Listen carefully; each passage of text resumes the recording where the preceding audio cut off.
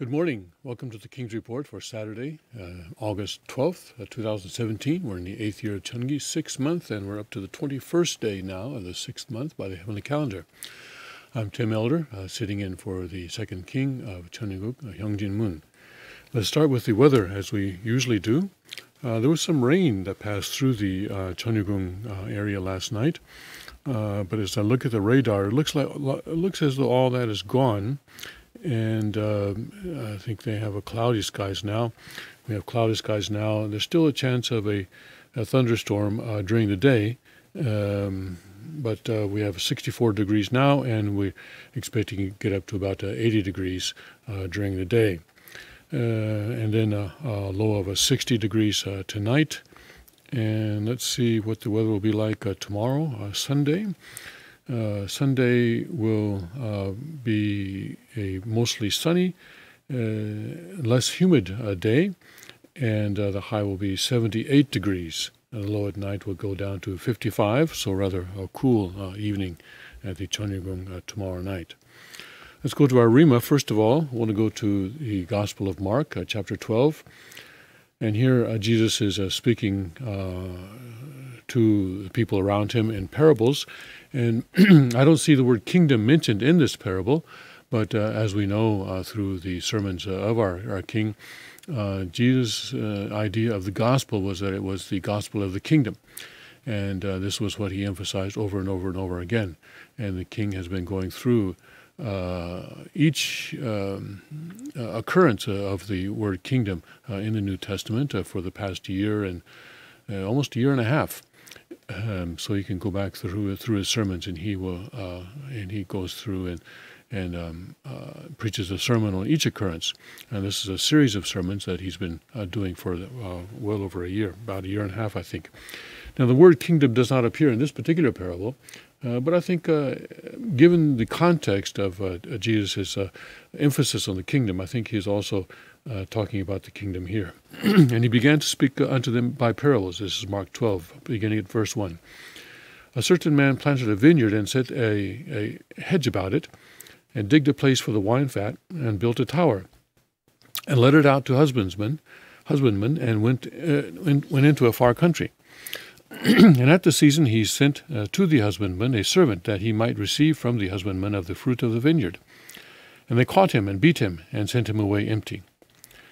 And again he sent unto them another servant, and at him they cast stones, and wounded him in the head, and sent him away shamefully handled. And again he sent another, and him they killed, and many others, beating some and killing some. Having yet therefore one son, his well-beloved, he sent him also last unto them, saying, They will reverence my son.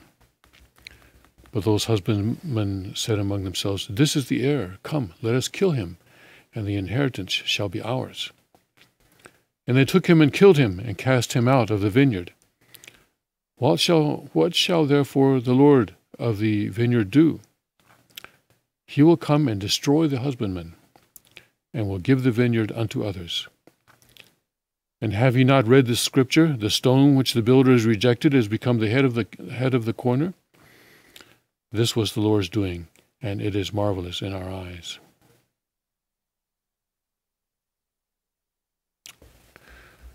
Up to verse 11 there. And I want to go to my Rima in the Cheonseonggyeong. I'm in the book on earthly life and the spirit world. Which number is that book? Anyways, the book on the earthly life and the spirit world, chapter 7. And I'm on page, let's see, I thought I was on page 746. Briefly lost my place here. Okay, here we go. In Asia, this is a section titled Answers about the Principle of Rebirth. And it's a very long section coming from one particular speech that Father gave in 1972. And it's in volume 54, page 277.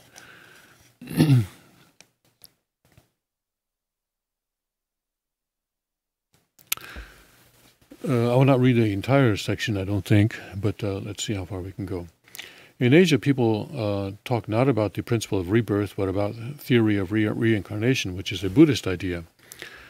They view returning resurrection as such a phenomenon because they just see it as a single instance. They do not see the whole picture. They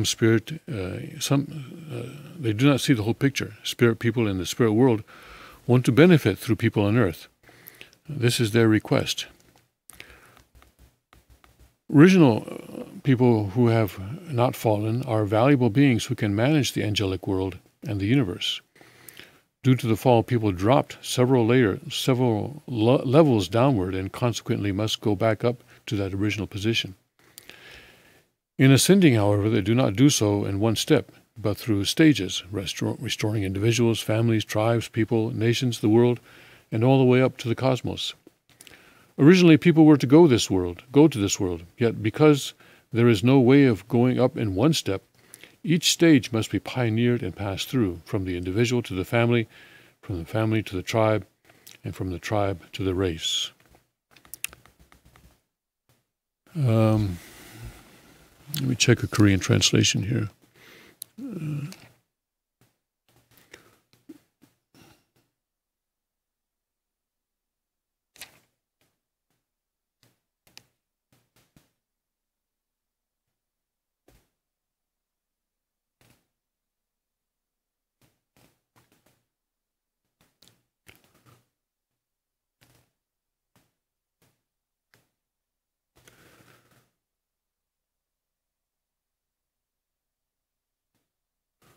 One before that.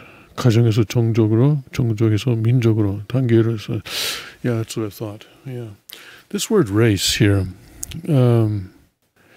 There's a word that translators have had difficulty with. That is 민족, because Father uses it often, in this vertical 8 stages, and. Different people have translated this word 민족 in different ways, and here it's translated as race. Other places translated as people.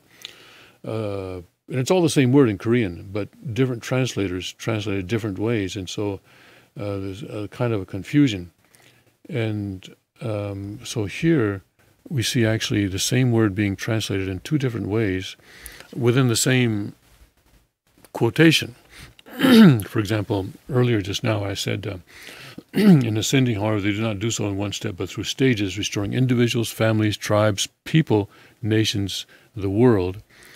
And then down here, here we go from the family to the tribe, from the tribe to the, instead of saying people, it says from the tribe to the race.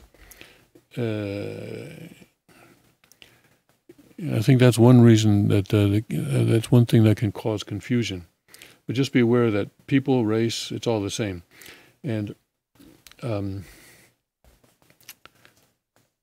we have to agree on how exactly to translate certain terms, and this is one of them. Otherwise, we have a lot of confusion. One solution that I would like to suggest is that we translate it as nation, from the family, tribe, nation, and then what is the next step after nation? Well, I think the next step after nation would be country, so that we draw a distinction between nation and country. The nation, for example, the nation of Israel, or the but in the modern age we have this idea now, especially in the beginning of the early 20th century, of a nation state, where each nation has its own state. In other words, each sort of ethnic grouping has its own state, and that was the kind of the philosophy that came out, especially after the First World War and the breakup of the Austro-Hungarian Empire. And so we now equate nation and state, but I think we need to. We're going to have Cheonryuk. Obviously, is going to be composed of a very large number of different people, different nations. I would say different races, different nations, different peoples. We have to figure out what to call that.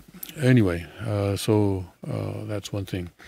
Let's continue. In view of God's providence, those who died before the Old Testament age, which is the age of the providence for individual salvation, desire to enter that age and receive its benefits. As such, going up each stage inevitably requires indemnity. Crossing over each stage inevitably requires conditions of indemnity, like in the case of Cain and Abel.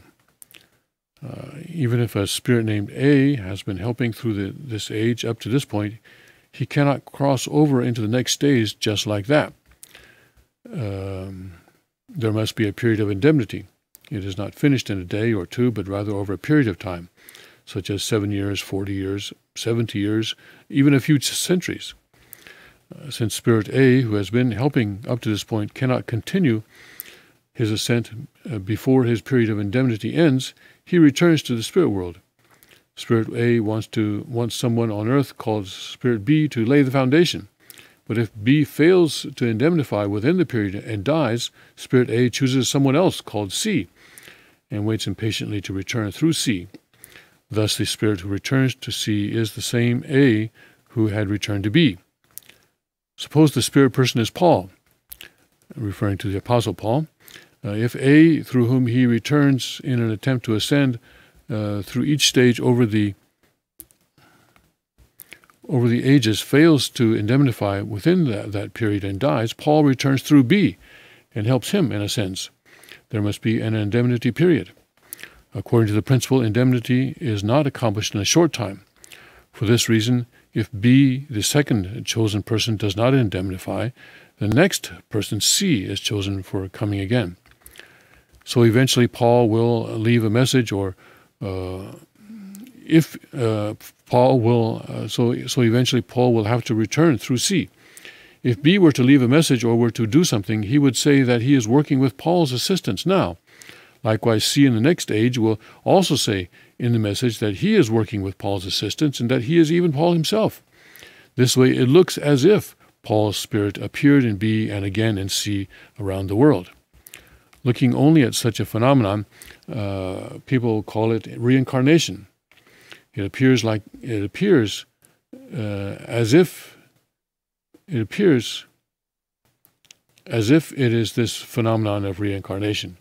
People speak like this because they do not see the whole picture. Such phenomena will appear in this age as well until the global and cosmic ages.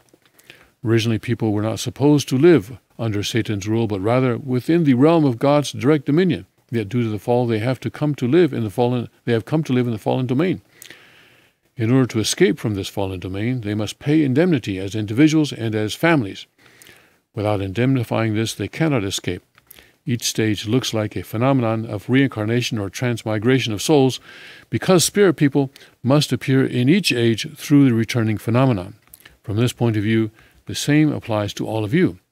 If you have faith just as an individual, but die before having a family, you must surmount the standards of family, tribe, people, nation, and world. See, there it's translated as people, not race. Tribe, people, nation, and world. Because of this, you will not know how many eons it would take. It corresponds to an infinity. Even Jesus could not go over the national standard. In order to do so, he has to come again. And only by going over the peak of the nation can he enter heaven. Right now, he is in paradise, and the same reasoning applies here. The person to whom Jesus comes and directly guides and dwells within calls himself Jesus. Seeing only this, a person thinks that Jesus is born again in him, which gives rise to the theory of reincarnation. You must understand such a spirit world well. People who are supposed to live in God's direct dominion of goodness live instead in a fallen dominion, and thus must escape from the evil dominion. This is why such things happen. Jesus did it spiritually, so did Christianity. From this point of view, the unification principle of resurrection conforms exactly to the realities of the spirit world. In other words, it teaches you the formulas of the spirit world. So far, countless religious people have experienced these unknown facts of the spirit world, but have not understood them clearly. When you hear this principle, however, do not just learn it as a theory. It is difficult enough to find this principle itself, but you must practice it in your own life and achieve victory. If you fail in this, I will not teach it to you. In other words, instead of just learning about Noah's family, Abraham's family, Jacob's family, the age of Moses, John the Baptist, and the age of Jesus, and stopping there, it involves understanding about them all, paying indemnity for them, and equipping yourself with the restored foundation of victory. I will teach it to you when you have done that. Unless we turn our past defeats by Satan into victory, we cannot realize God's will. The figures who took charge of the providence of restoration, such as Noah, Abraham, Jacob, and Moses, did not know this. Yet the Lord who is coming upon the earth must indemnify the failures of individuals, families, tribes, peoples, and nations. He is the representative who knows all this and can put it into effect until the ideal world is found. If he does not, it will not be realized. When meeting the Messiah, what will happen if you believe in and follow him? This is a bit of a long section today, but let's go ahead. I'm getting a lot out of this now, and I'll talk about it later on. When meeting the Messiah, what will happen if you believe in and follow him? If you meet him at the time he perfects the ages of the individual, family, tribe, people, and nation, you will also receive the benefits of those ages, ascending to the national level. Yet for those in the age of the individual to receive the Messiah and thereby ascend to the age of the family, they must pay indemnity on earth, just as the spirit people. I keep losing my place. Just as the spirit people do. Also, because they must go through the course of indemnity to ascend from the age of the family to the age of the tribe, they no longer, the age of the tribe, the longer they have stayed in the Unification Church, the more indemnity they have paid. The longer they have been here, the closer they are to me. The way up to the age of the nation is one of vertical ascent, and the national system should be determined and surmounted here. Yet if you do not continue the process of ascending, you may fall away, because however high the stage to which you ascend, the same phenomena reoccur due to indemnity. This is the nature of spiritual phenomena. Indemnity blocks your way. It causes opposition. This is why it is easy to fall away after taking a risk and making a mistake. If you fall here, you will collapse. The nation of Israel and Judaism prepared to receive the Messiah for over 4 millennia. But because the will remained unfulfilled with his death, the prepared foundation completely collapsed. Consequently, countless people have been sacrificed in the ups and downs of the process. This happens to the mainstream of God's providence, but it also happens to many subsidiary peoples around the world. Through this, indemnity is paid globally. Since the providence ascends as a mainstream in this way, other people around the world take either conforming or opposing positions and pay indemnity. Things are organized through such indemnity. Until now, countless religions have made many sacrifices in going the course of restoration. The question is, how do people in the spirit world and religious people on earth attain the highest level of goodness? In other words, how do they take their places after transcending the national level? This person becomes the Messiah.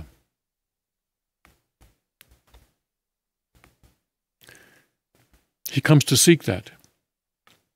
As he knows the way to pay indemnity when people unite with him, even though they have not yet paid indemnity, their indemnity period will be shortened. If a nation takes its place with him, all individuals of the nation will be included here. If a nation pays indemnity, its families, tribes, people, and the nation itself will ascend to the global level. Looking at it this way, think how quickly the world would be restored if one nation were recovered. Think how quickly the world would be restored if one nation were recovered.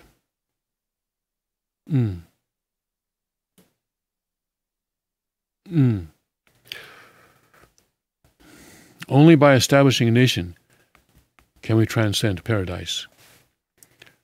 Only by establishing a nation can we transcend paradise.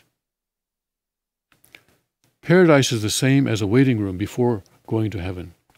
If errors remain that were committed by Adam, Noah, Abraham, and Jacob as they underwent the process of restoration, these must all be indemnified.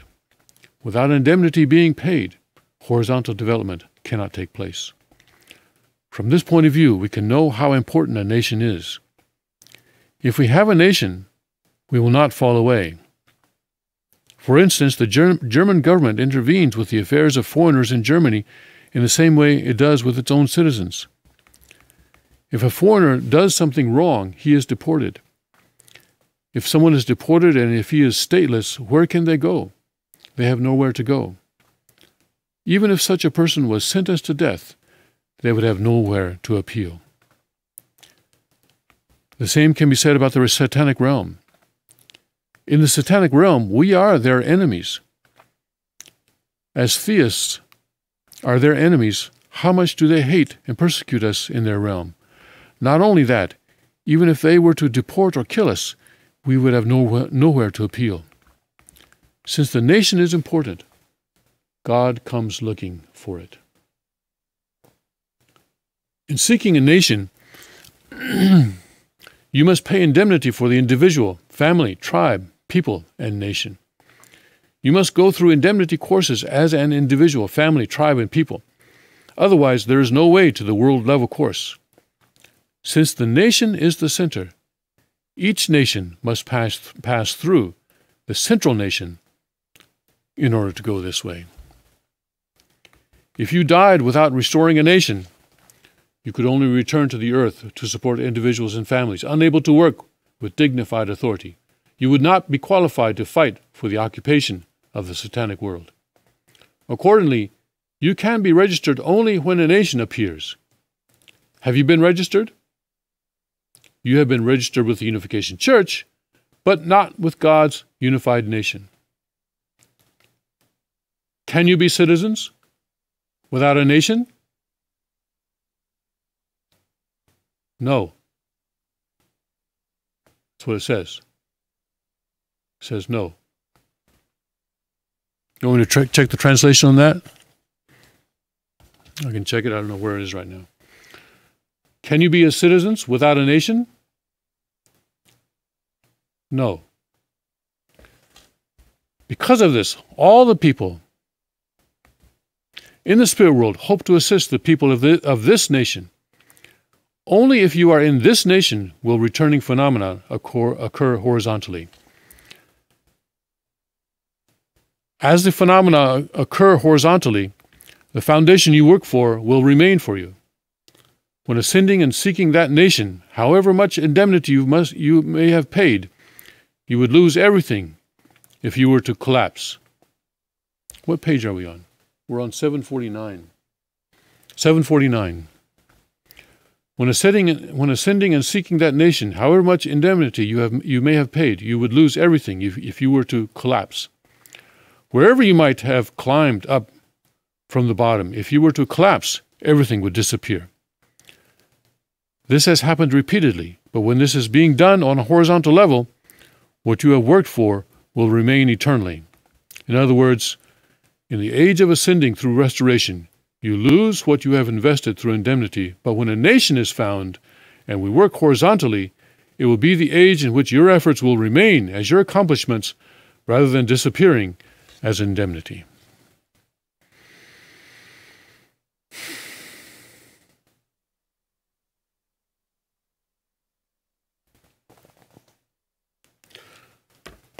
Around the year 2000, I can't remember exactly when, I was in Washington at the time, and I was called to Korea to translate for a particular workshop that Father was giving in Jeju-do. And Father was speaking in Korean, and there were a lot of, it was in Jeju-do. It was in that workshop that's on the southern coast of Jeju Island. And Father was speaking in Korean, and I was translating into English, and there were a lot of sort of English-speaking people there.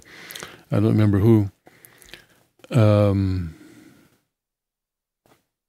in one part of that speech, Father got onto this theme of how much we need a nation,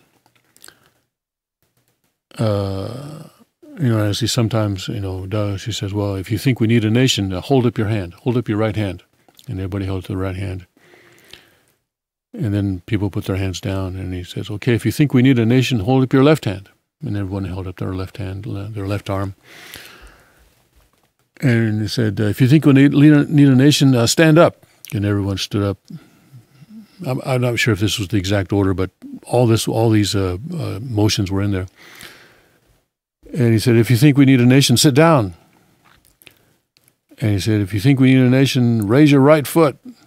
And if you think we need a nation, raise your left foot. If you think we need a nation, raise both hands. If you think you need a nation, raise both feet. And on and on and on and on and on like this for half hour or more. He was really, really drilling into our minds then, and to the English-speaking audience that was there. I'm sure there are people who are watching now or watching this later who were there, drilling into our minds that we need a nation, that we need a nation, we need a nation, we need a nation, we need a nation. And it wasn't just some spiritual thing he was talking about. Oh, we are all. No, listen, he was talking about a nation. He was talking about lines on a map, all right? He was talking about lines on a map. And that was very, very clear to anyone who was there. It was clear to me, and I think it had to be very, very clear to anyone who was there. He was leaving no doubt in our minds that he wanted lines on a map.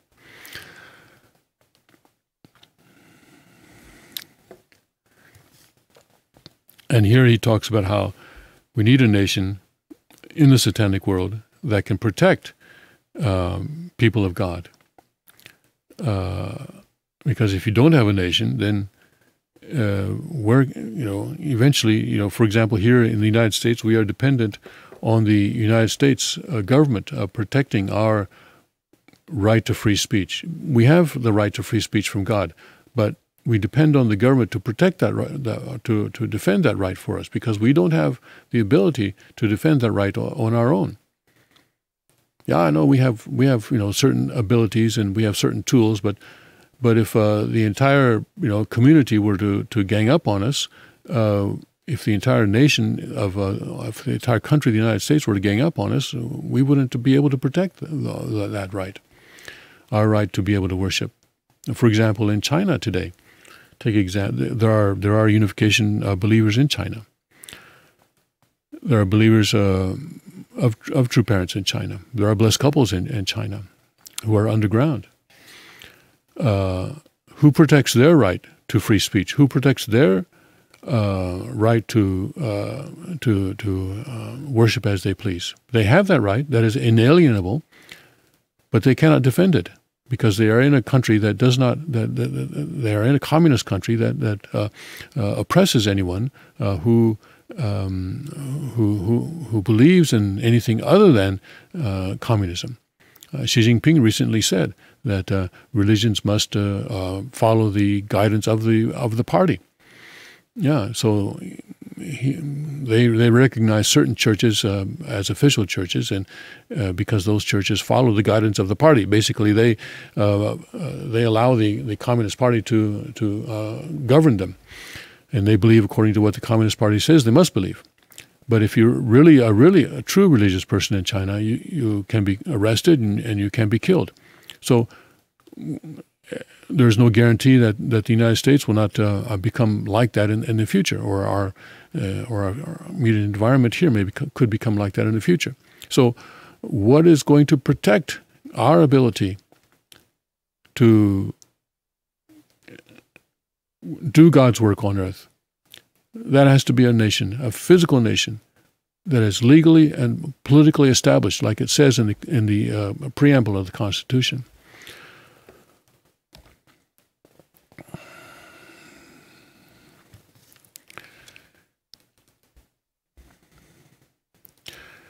And this is what Father is emphasizing here, that he says that unless you have a nation and you are registered in the nation, you cannot begin to work horizontally. You cannot begin to really spread out God's word. in a major way. And so that is what we are working for right now. We have the Constitution for that nation. And that nation, lines on a map, lines on a map. It is lines on a map. How can you think any differently? Father wants lines on a map. And then once you have that central nation, then other nations can join it, just like it says in the Constitution of the United States of Cheon Ryu Group. One nation by itself may be pretty weak. I would hope that, and I think elsewhere, Father says that you really need three nations in order to sort of protect each other and to help each other and to be able to stand strong, because one nation could be easily crushed. But you got to have a nation, you got to have lines on the map, and you have to be able to defend those lines. And then once you have that, then people can register in that nation. People of God can register in that nation, and begin to include other nations in that kingdom. Yes, I'm very, very glad. I'm grateful to Father that He has led me to this particular Rhema this morning. I did not seek it out on my own. God gave it to me. Father gave it to me, and I praise Him for it. All right, let's take a break now, and we'll come back and start going through the news from a Cheon Ryu Group perspective.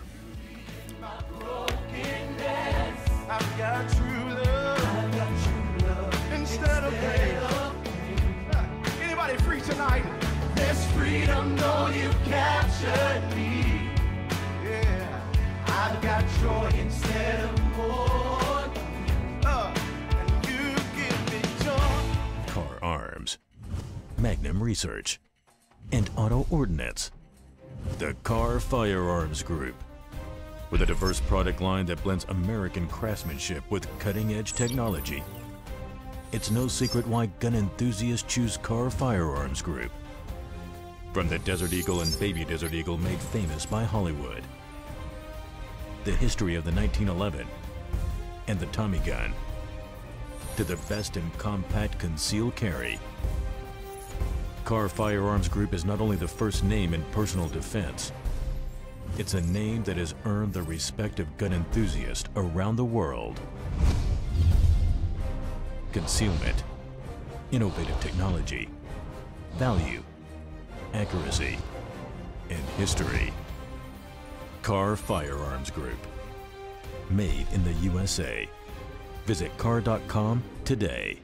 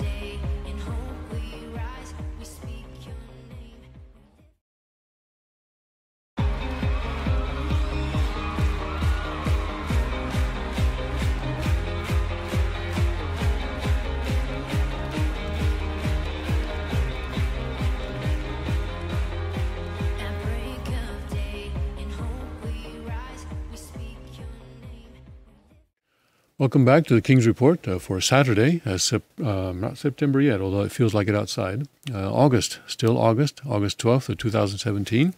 8th year of Cheongi, 6th month, 21st day by the heavenly calendar. I'm Tim Elder, sitting in for the second king of Cheongguk, Hyungjin Moon, and I'm here with Gen Toffee. And shall I describe you as a real estate magnate or real estate expert or investor? You are a real estate investor.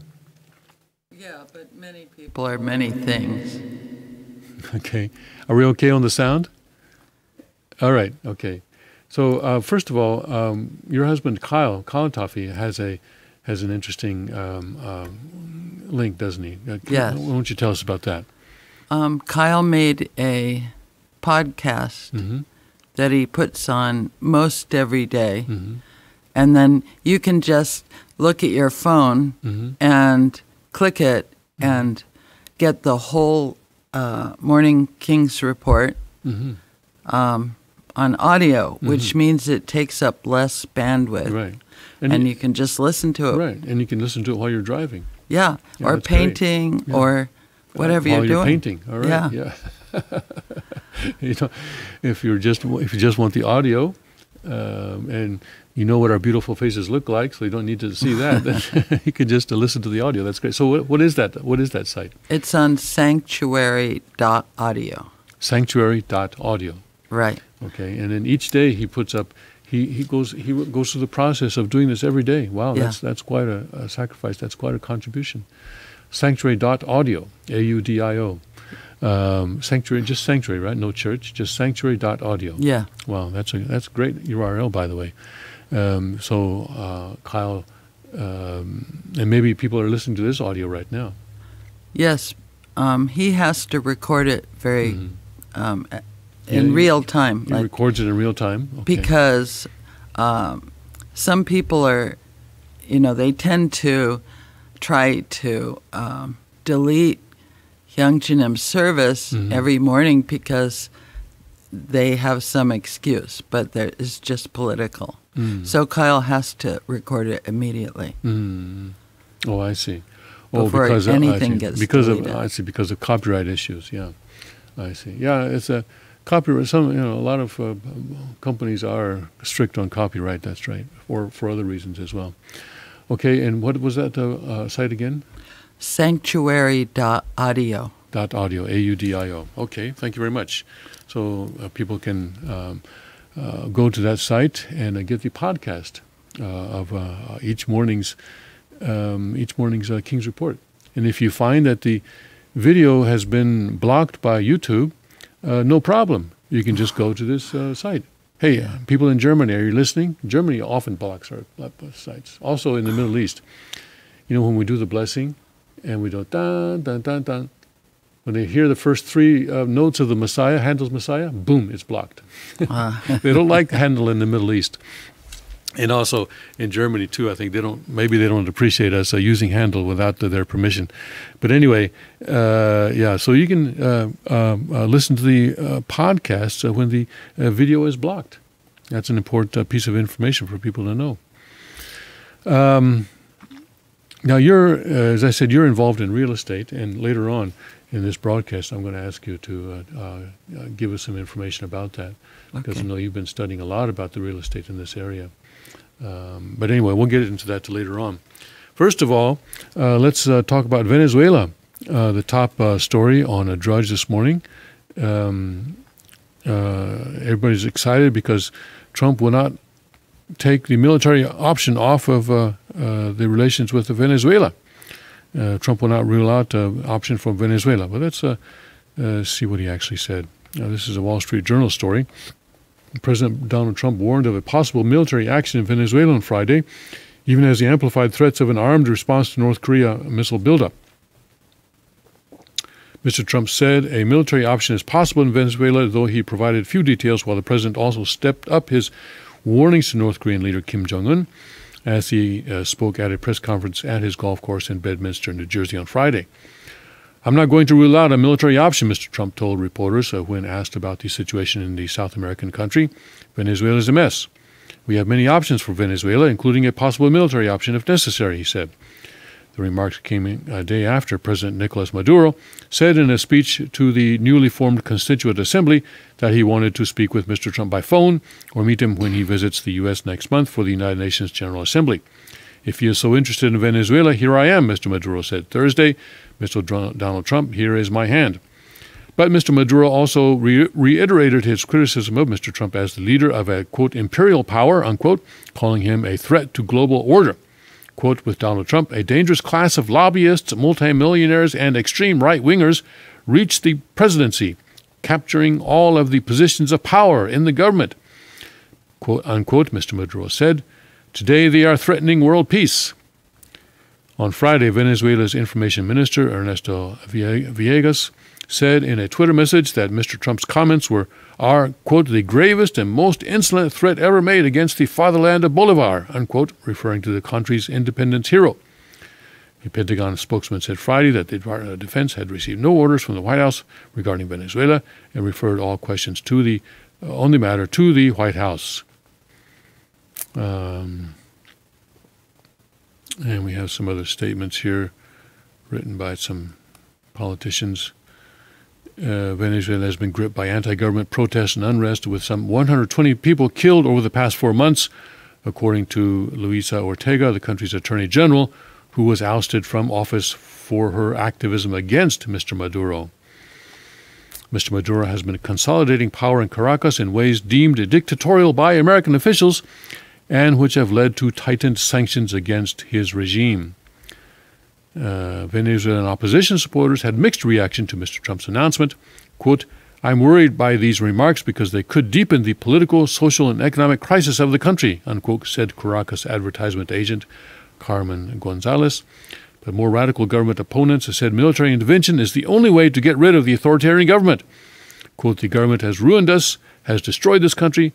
I don't see this military option as bad as long as this government goes, unquote, said Angelica Zuye, I guess, an architect from a Caracas suburb of Los Tiques.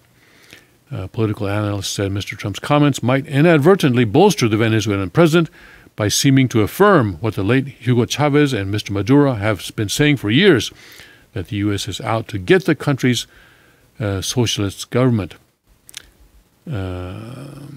Okay. Opposition leaders Friday moved to distance themselves from Mr. Trump's comments. Polls in the country show less than 10% of Venezuelans support a military solution to the country's crisis. In speeches, Mr. Maduro often defends his administration policies and cracked down on critics by saying the country's political and economic crises have been caused by opponents and foreign powers meddling in Venezuela's affairs. He has reportedly claimed that the U.S. wants to invade the oil-rich nation and has called Mr. Trump an emperor. Maduro is going to play this like a fiddle, said Frank Mora, the former Undersecretary of Defense for the Western Hemisphere at the Pentagon, during the, guess what, Obama administration. These Obama people. Earlier this week, U.S. Treasury Department placed sanctions on 8 members of the Venezuelan legislature, due in part to their close ties with Mr. Maduro. You know, I think as this is I would call this a strategic question on the part of the press. They know that Trump will never take the military option off the table in any situation. You know, if you were to say, well, you know, what about invading Canada, or what are you going to do about Canada? Are you going to take the military option off the table with Canada? The military option is never off the table. Right. They knew that they could ask this question and get an answer that would help them write a story. Their editors were telling them to get something out of Trump that would be newsworthy, and this is a cheap way to do that. And the president is in a position where he says, "No, I'm never going to invade Venezuela." Then that plays into the hands of the Venezuelan government as well, because then they are reassured that they can do anything they want. And the U.S. is now on record as saying that they will not do anything. Now, you know, I'm completely opposed to the United States exercising any kind of a military option in Venezuela. Right. And this idea of an invasion is quite ridiculous. Reuters now also Trump threatens Venezuela with unspecified military option. They also have a story on this. How can I get rid of this? But if you're a good parent or a responsible neighbor, you would be willing to help if it came to that. So, I mean, as a good parent, you have a bunch of toddlers. You are never going to say, I'm never going to do something on this or that. You're always available. The U.S. is not the parent, though, is it? No, they're not the parent. Yes. But they're a responsible neighbor. A responsible neighbor? Yeah, you don't show your cards when you're playing cards. Yeah, you never show your cards. And so the United States should never take the military option off the table. But I would be completely opposed to any kind of a military option against Venezuela. I mean, why? Well, as you said, it's the press trying to get press. Yeah, so it is the press trying to get a story, but so as long as it has come up, which it has, and the press is now forcing us to talk about it, because they didn't have anything else to write about on a Friday. So they strategically conspired to create this story. Actually, this is a story created by the press so that they could earn their pay for the day. But now that it has come up, and now that they're forcing us to talk about it, let's talk about it. Is there any circumstance under which the United States should invade or exercise a military option against Venezuela? I would say that is a clear no. But do you say that there are some circumstances where it could be a yes? No, well, you just don't say, I'm never going to do this, because you don't know what's going to happen. Yeah, that's right. Yeah. Now, one thing about Venezuela that we should be aware of, you may wonder, with all that chaos and everything going on, how can this government stay in power? And the answer is China. China is propping up that government. China has given them, I don't have the numbers in front of me now, but a huge amount of loans. They gave them a huge amount of loans and said, okay, you can repay us in oil, because Venezuela has the largest oil reserves in the world, larger than Saudi Arabia, larger than the United States. Venezuela has the largest oil reserves in the world, and its people are starving. Go figure. Might have something to do with the fact that they have a socialist government. Anyway, so China has given them a huge amount of loans, and then they're continuing to pay them, to give them money, because China wants the oil. But actually, they're having trouble now because the oil company in Venezuela cannot pay for the storage space for their oil. But that's okay. China has more money. Actually, China doesn't have more money. That's another thing. China's debt bubble is about to burst. But anyway, the whole thing is about to come collapsing down. So don't worry.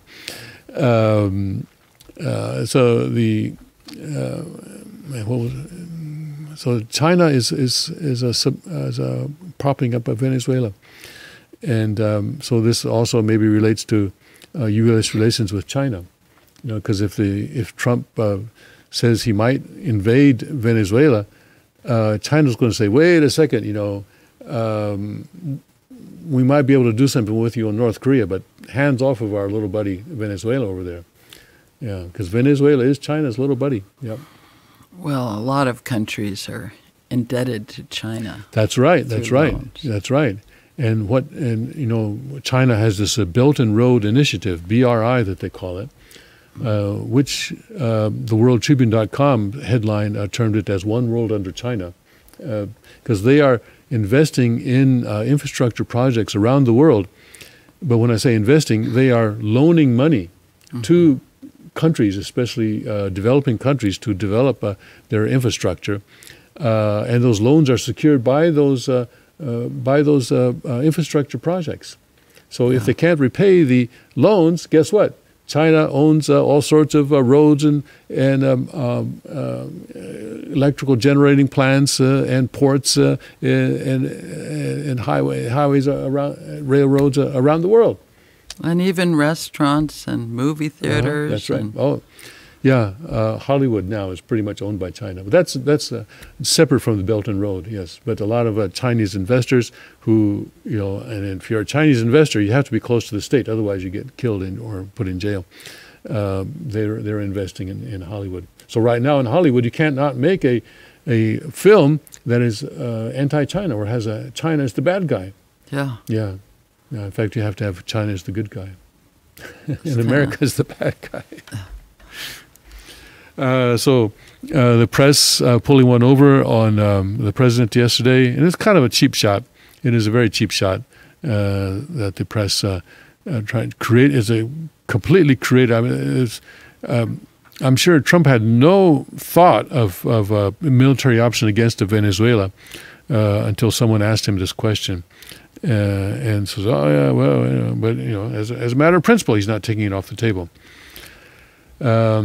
So it's and even Drudge now has it as the top story of the day. I think it's a pretty foolish story, which we can kind of talk about for a while and then go on. I would say a much more serious story is this one about New Orleans.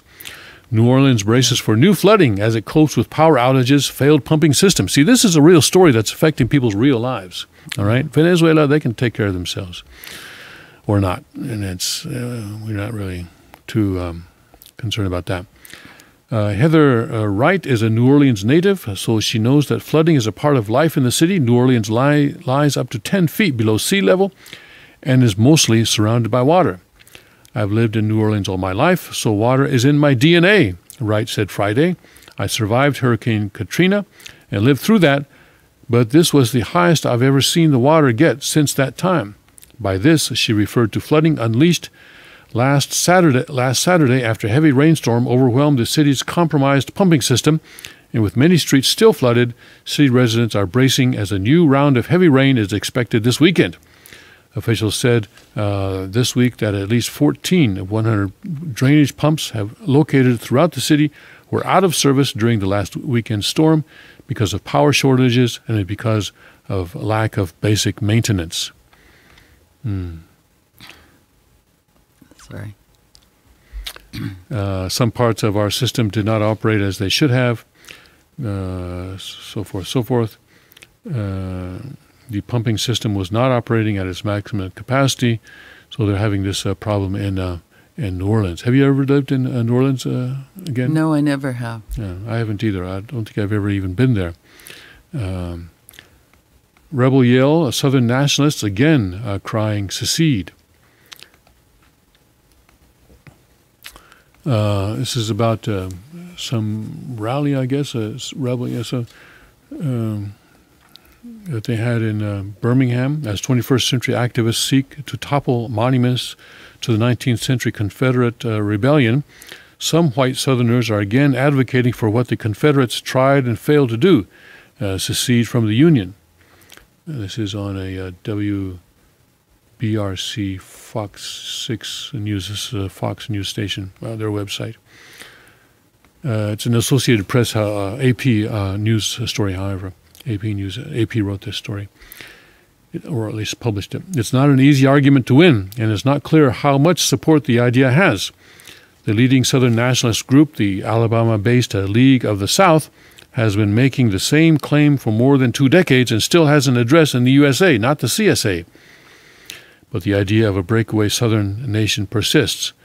The League of the South's longtime president, retired university professor Michael Hill of Killen, Alabama, posted a message in July that began, "Fight or die, white man," and went on to say, Southern nationalists seek nothing less than the complete reconquest and restoration of our patrimony, the whole entire South.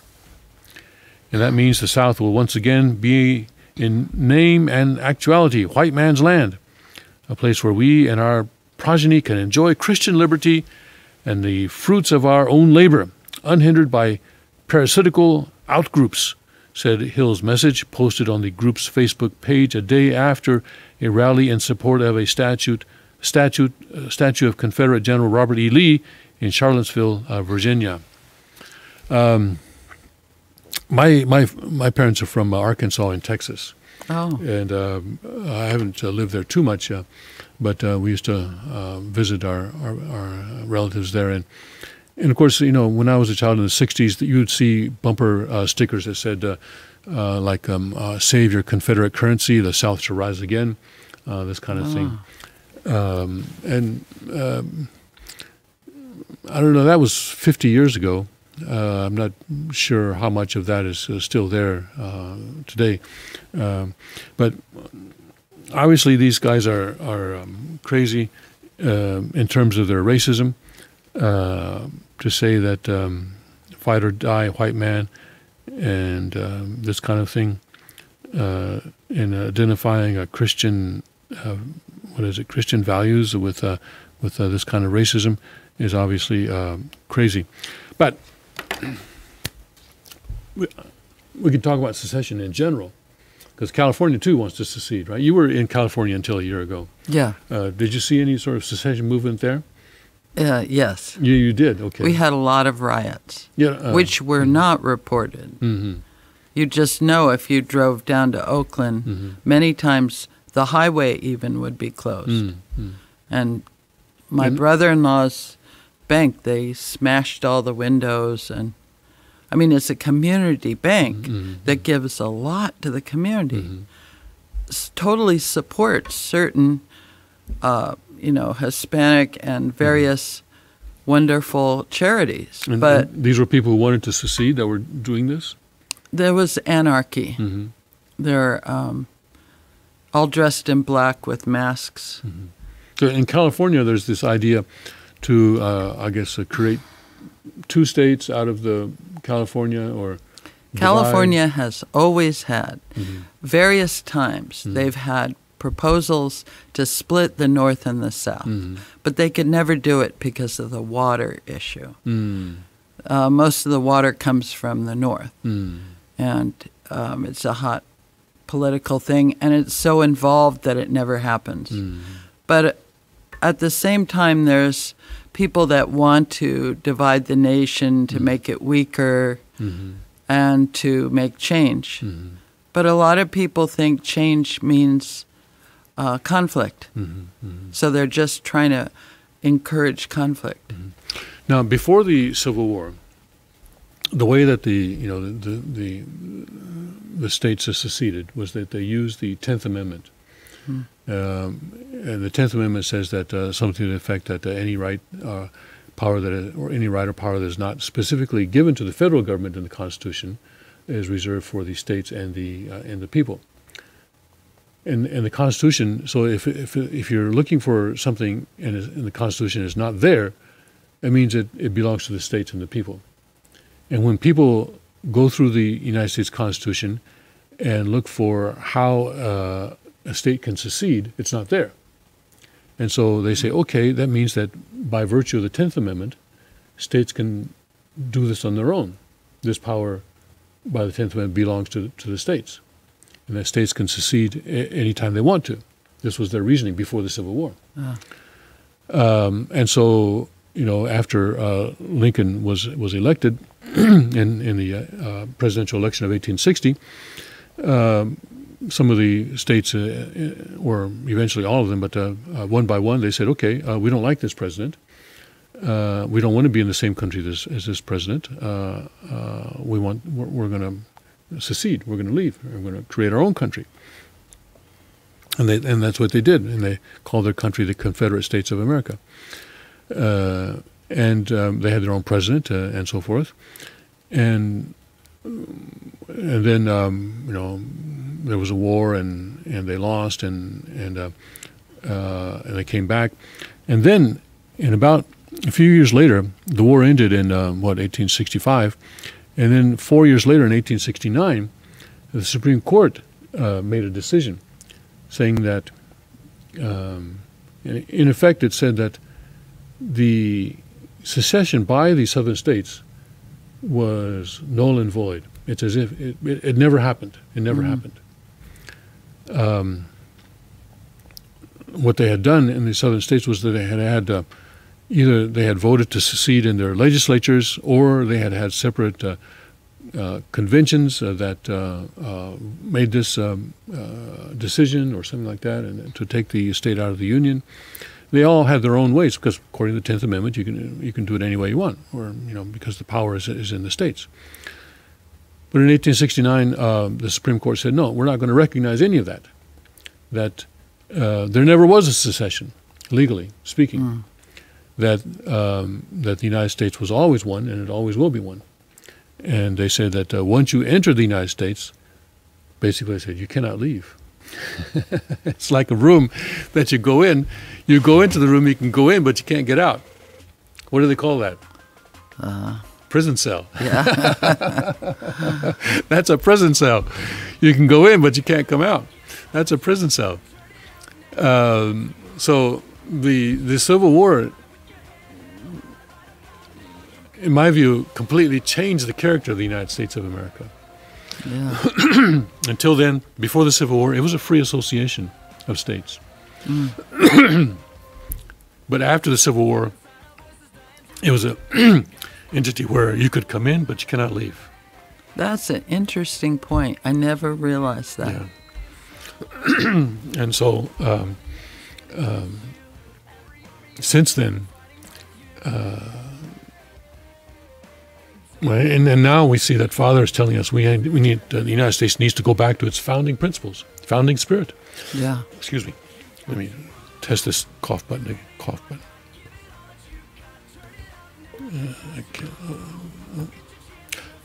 Doesn't work well. That's a very interesting point. I never realized that. So I don't like these people. I don't like the way that they're promoting white racism at all. But the idea of secession, I think, is a good one. And if California wants to secede, I would say, yeah, go ahead. Well, if you're familiar with Agenda 21 or that movie that Alex Jones made, there's people that want to divide America because America is basically Christian and was founded on righteous principles. And so they think by dividing it, they will make it weaker. So I'm not sure that secession is the greatest thing. Okay. That is your opinion. Yeah, that's fine. Totally. But I say if someone else has a different opinion, if Californians have a different opinion, then they should be free to exercise that opinion. Probably every Californian has a different opinion from some other Californian. But they do at election time come together and somebody wins, right? Yeah, right or wrong. So if an area within the United States wants to secede for any reason, because now the United States government is, they say, hey, we don't like the way that let's say Hillary had won last year's election. All right, we really dodged a bullet there. Yes. Then some of us, at that time, Texas was talking about maybe seceding if Hillary won. Since Hillary won, they're not talking about that. And instead, the debate has shifted to California. I've got a frog in my throat. Let's take a break, and I can get some water. We're going to talk more about this when we come back.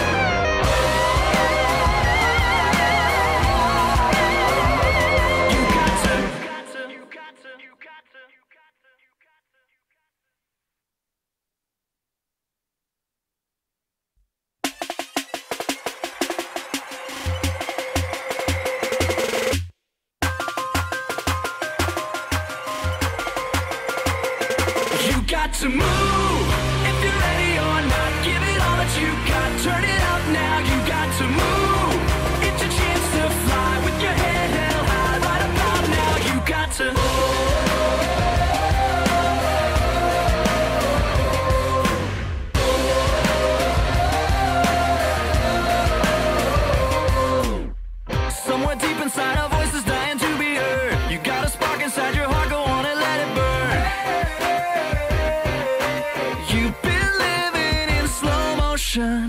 Not a power on the earth can stand against you. Every army up in heaven fighting with you.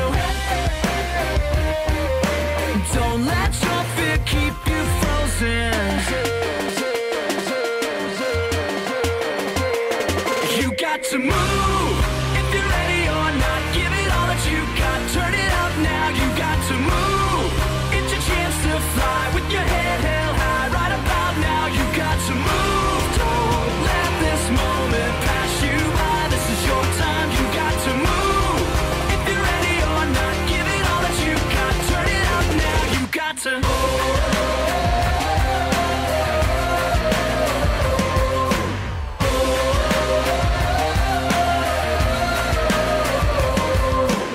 Before the battle had begun, we had the victory. So don't be shaken by the voices of the enemy. Take your shot, the world is watching. Don't be afraid, it's not too late. You're not alone, got what it takes. God says go, there is no stopping.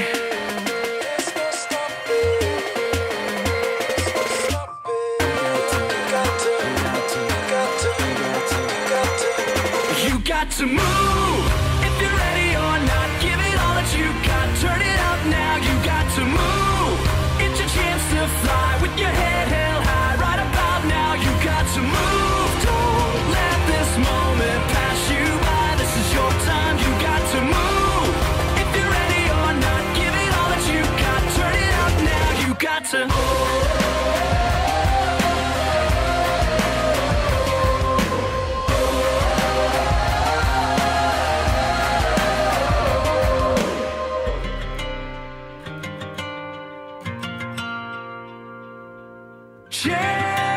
Champion, you got it in you. Don't give up. Nothing can stop you. You got to move if you're ready or not. Give it all that you got. Turn it up now. You got to move. It's your chance to fly with your head held high. Right about now, you got to move. Don't let this moment pass you by. This is your time. You got to move if you're ready or not. Give it all that you got. Turn it up now. You got to.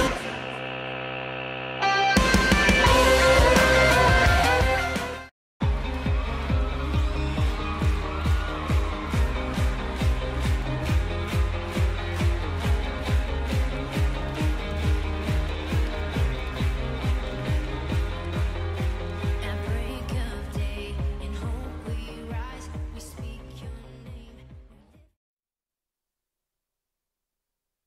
So 2017, 8th year of Chungi's 6th month and the 21st day by the Heavenly Calendar. I'm Tim Elder, sitting in for the second king of Chanuguk, Hyung Ji-moon, and I'm here with Gen Toffee, who is primarily an artist.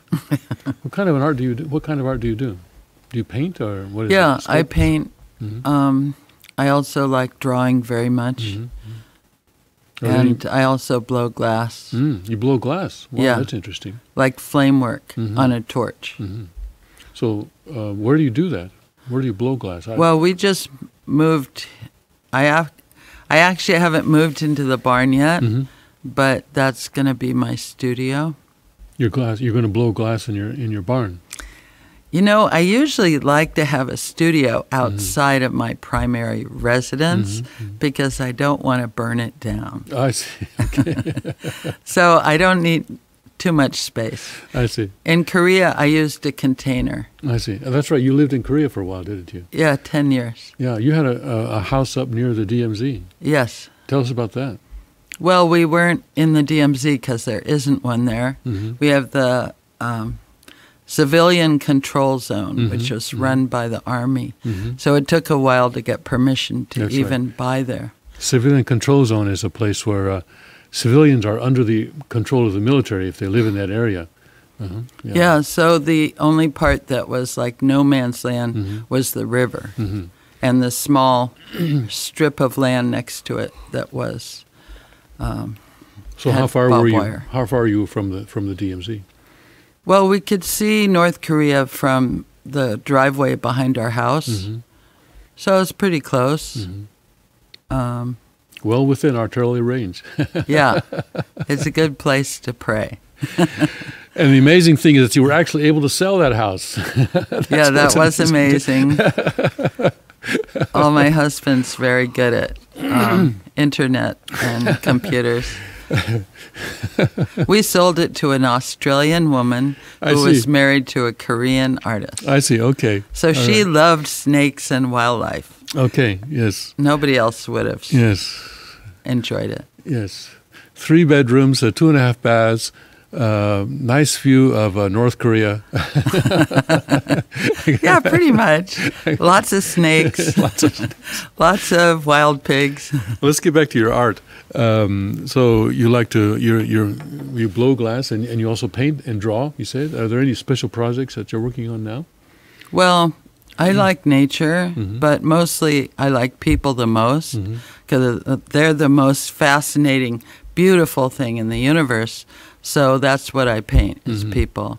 Mostly people's portraits, like their face. I especially like people that changed the world with nothing, just an idea, or, people that really showed heart in their life. Now you moved to Northeast Pennsylvania about a year ago, right? About Yeah. Last Last August. And before that, you were living in California, like we discussed Yeah. before. And in the process of moving, you really went through a very, very impressive and detailed study of the real estate in this area, didn't you? Yeah. Can you tell us about that? Well, we came to visit Pennsylvania the February before last. I remember February 22nd. And before that, I started looking at Realtor.com. And I was kind of showing my husband, look, we can just buy this lot for $5,000 and go camping there when we visit church. But of course, my husband, we had never been here to this church before. So I always have lots of ideas. But after February 22nd, we realized, we would like to move. So I started looking at Realtor.com because that is the most up-to-date website on the market for real estate. Like there's Trulia, there's Zillow. In California, you'd never look at Realtor.com. You'd look at Redfin. But in Pennsylvania, you want Realtor.com because it will say exactly when this building is sold. Otherwise, you're just looking at old goods that may be already sold. I see. But it has everything. It has what the taxes are. You can Google what the land looks like, whether it's next to a junkyard or a school or woods, which is really important. Also, Trulia actually has the flooding maps, which are kind of important. We had a very bad flood here in 1955, so it's good to know what area flooded. But basically, it's a buyer's market. Like in California, your house is going to be sold, maybe in a week, maybe by Monday. The market is just so fast, and you have to offer more than they're asking. In Pennsylvania, you can offer $20,000 less than they're asking, and maybe they'll take it, and maybe they won't. But some houses are on the market for 1,000 days and That's not right. sold. Yes. So I like ugly houses. I'm an artist. It's like big arts and crafts. So the reason I like ugly houses is because usually you can buy them for less money. But we sold our house in California, and we came here and bought a house. And I love the market here. I love the people here. I live up on the left side of Lake Wallenpaupack. On the west side? Yes, and it's where a lot of farmers are that have been there 5 and 6 generations. And actually, I have a ancestor that moved there in 1790. So I know from reading his memoirs that You know, like the other day I was with the Kellogg's, and I was like, well, my ancestor was friends with your ancestor, and they know some of these names, but it's very beautiful, kind of righteous, responsible community. People really help each other. Yeah, I've driven up the west side of Lake Wallenpaupack, I guess up 191, Yeah. Pennsylvania Route 191. And that area is much more rural than the east side. The east side of that lake has been developed as resorts. It's mostly a string of resorts all the way up. But the west side is completely undeveloped, and it's just farms. And it's nice Well, to drive through there. It makes a lot of sense because, like, we raised our children in New Jersey, and we always came to Camp Chautauqua, and it's so much easier on the other side of the lake. And that's a huge lake. It's 53 miles, I think, the going all the way around it. The entire shoreline. Yeah. It's a man-made lake from Yes. 1929 or Yes. sometime That's around. it. It was originally created to have a hydroelectric plant.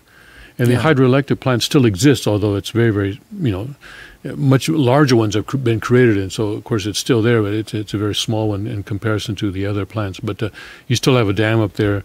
I don't know if you in Tafton area, just beyond Yeah. Tafton area, there's a dam and a hydro and the big pipes that take the water down to the plant. It's a good lake for fishing and so forth. And if people come here, they can perhaps go out on that lake and do some fishing, or just take the tour boat. I've taken the tour, and it's quite nice. Oh, There's some $1 million homes on the shores of that lake. yeah, but there's a lot that are affordable also. That's right. So I have all kinds. Thank you. So what advice would you give to someone who is thinking of moving here and buying something here? I'd say do your homework. I didn't like homework in school, but I really did a lot of homework. I wrote down how much it was per square foot. And for someone that is coming from an expensive area, if you look at this area, you think everything's cheap. But you have to really look at what things are selling for. Like on Realtor.com, there's you can look up how much things sold for. That gives you an indication of whether what you're looking at is worth it. And it's really good to have some idea in your mind. So if you really want something, you can quickly make an offer. Okay. Well, good. Let's get back to some of the news. Now, you were talking about how you liked, how you like to draw human beings, people. Yeah. And how this is the most beautiful and most sacred of God's creations. Unfortunately, we live in a world where the sacred is blasphemed and profaned. New York Post says that if you're not sexting, you're weird, according to a study. And this is really a tragedy of how the beautiful human body is being abused in this way. God's creation is being abused. Sexting is now a normal part of human relationships, according to a massive new study of sex and tech. 74% of Americans say they exchange saucy electronic messages with their lovers. Sexting may be becoming a new but typical step in a sexual or romantic relationship, said Amanda Gesselman, a research scientist at the Kinsey Institute. Kinsey Institute. Kinsey Institute. That's a bell there. Yeah, that's pretty. Which released its annual International Sex Survey this week. So maybe this whole survey is credibility undermined. I don't know. But let's see. The researchers surveyed more than 140,000 people from 198 countries about the role of tech in their sex lives, and found Americans are some of the most prolific sexters on the planet, second only to South Africans. Japanese and South Korean adults are the least likely to trade racy missives. Worldwide, 67% of adults say they've sexted, a staggering increase from just 5 years ago, when only 21% said they engaged in the practice. This increase in this large of a proportion of respondents suggests that incorporating tech into our private lives may be becoming normal, Gesselman said. An old-school text message is still the most common way for people over 18 to transmit their salacious thoughts, with 65% of Americans saying they've sent sexy SMSs, while only 38% used Snapchat. The study also revealed that a third of Americans have used an app like Tinder to find a date or get laid, but more say they're looking for a relationship than a one-night stand. 36% said they used apps to find long or short-term relationships, while only 20% they were seeking to satisfy their carnal desires. Swedes are the most plugged in when it comes to online dating, with 46% saying they've used a dating app, while Russians are Luddite lovers, with only 3% reporting they've used an app for a hookup. It's terrible that people don't realize that once you put something on the internet, it's there forever. It is. And I actually sometimes wondered, Father wanted a world without a vestige of sin, of evil. How are you going to do that when you got all this junk and the crud all over the internet? How are you going to do that? You have to focus on what you want in life. Mm-hmm. Like, do you really want the TV? Do you really want the radio on all the time? To me, my brain is precious. I like books. I love people. I love God. So we haven't had a TV since my older daughter was 3. And we actually had it because my husband bought it. And anyway, it went away when she was 3 years old. She said, well, is it going to come back? And we said, maybe. Maybe after the summer. Well, we'll think about it. Yeah, but it didn't seem to be a problem. So I'm very grateful that my husband's willing not to have a TV. But we always had the radio on, but it was often to other languages. Because I love the music, but a lot of the talking I don't need. Well, these days you don't have to have a TV. You can have your laptop or your computer, and you can. I don't. Also, my wife and I don't have a TV, but I watch a lot of stuff on YouTube. Amazon, has a lot of videos, movies, and programs, and I wait until they're free with Amazon Prime. And then I watch them that way. I used to watch Hulu until Hulu started charging money. Now they don't. They used to be a free. They used to have two. They used to have the premium side and then the free side. And then they got rid of the free side, and you have to pay money for everything now. So I stopped them. But there are a lot of options even without TV. And I think it's better that way. That because you're not really using the TV to sort of fill time, because you're looking for a specific program or movie that you want to watch, a specific kind, and it's easier to avoid the kinds that you don't. Because one reason I don't have TV is because every single program had to have a homosexual in it, and I just got tired of that. Well, even before that, everything's about advertising. And then the rest of it is especially about pharmaceutical advertising. Right, and the rest of it's about entertainment. And so if I want my news, it used to be that our family was very keyed to the New York Times. Well, the New York Times has really changed. Yes, it has. But they used to have all the news you need on the front page. And I wouldn't always read the jump, meaning the continued part, but I'd read the front page every day. Because as a young person, I went to Britain, and they were having bombs going off everywhere, but you never read about it in San Francisco. So I had no idea this was happening.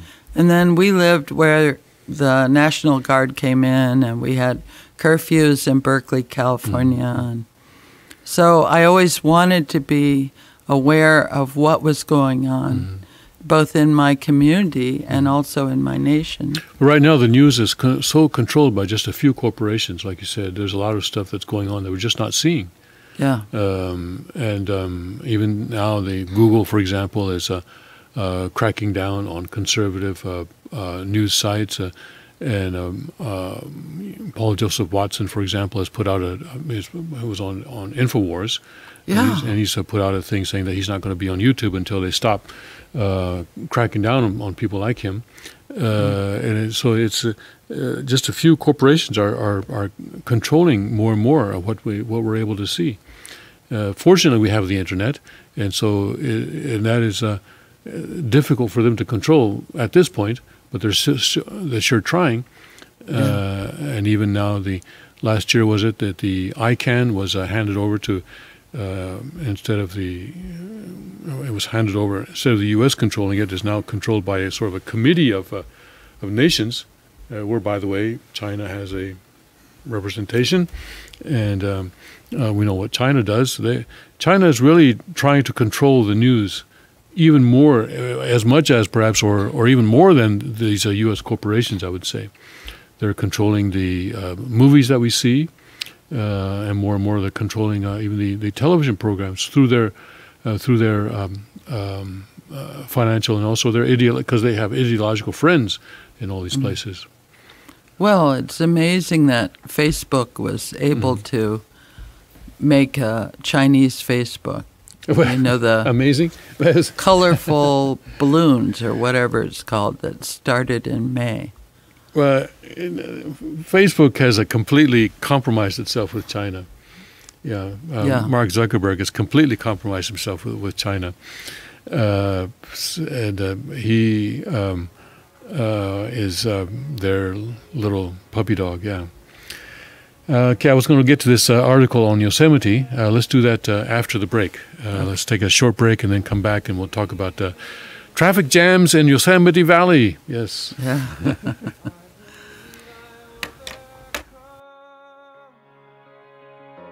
By the power of his blood. Amen. Amen. I'm alive because he lives. Car Arms, Magnum Research, and Auto Ordnance. The Car Firearms Group. With a diverse product line that blends American craftsmanship with cutting-edge technology. It's no secret why gun enthusiasts choose Car Firearms Group. From the Desert Eagle and Baby Desert Eagle made famous by Hollywood. The history of the 1911 and the Tommy gun. To the best in compact concealed carry. Car Firearms Group is not only the first name in personal defense, it's a name that has earned the respect of gun enthusiasts around the world. Concealment, innovative technology, value, accuracy, and history. Car Firearms Group. Made in the USA. Visit car.com today.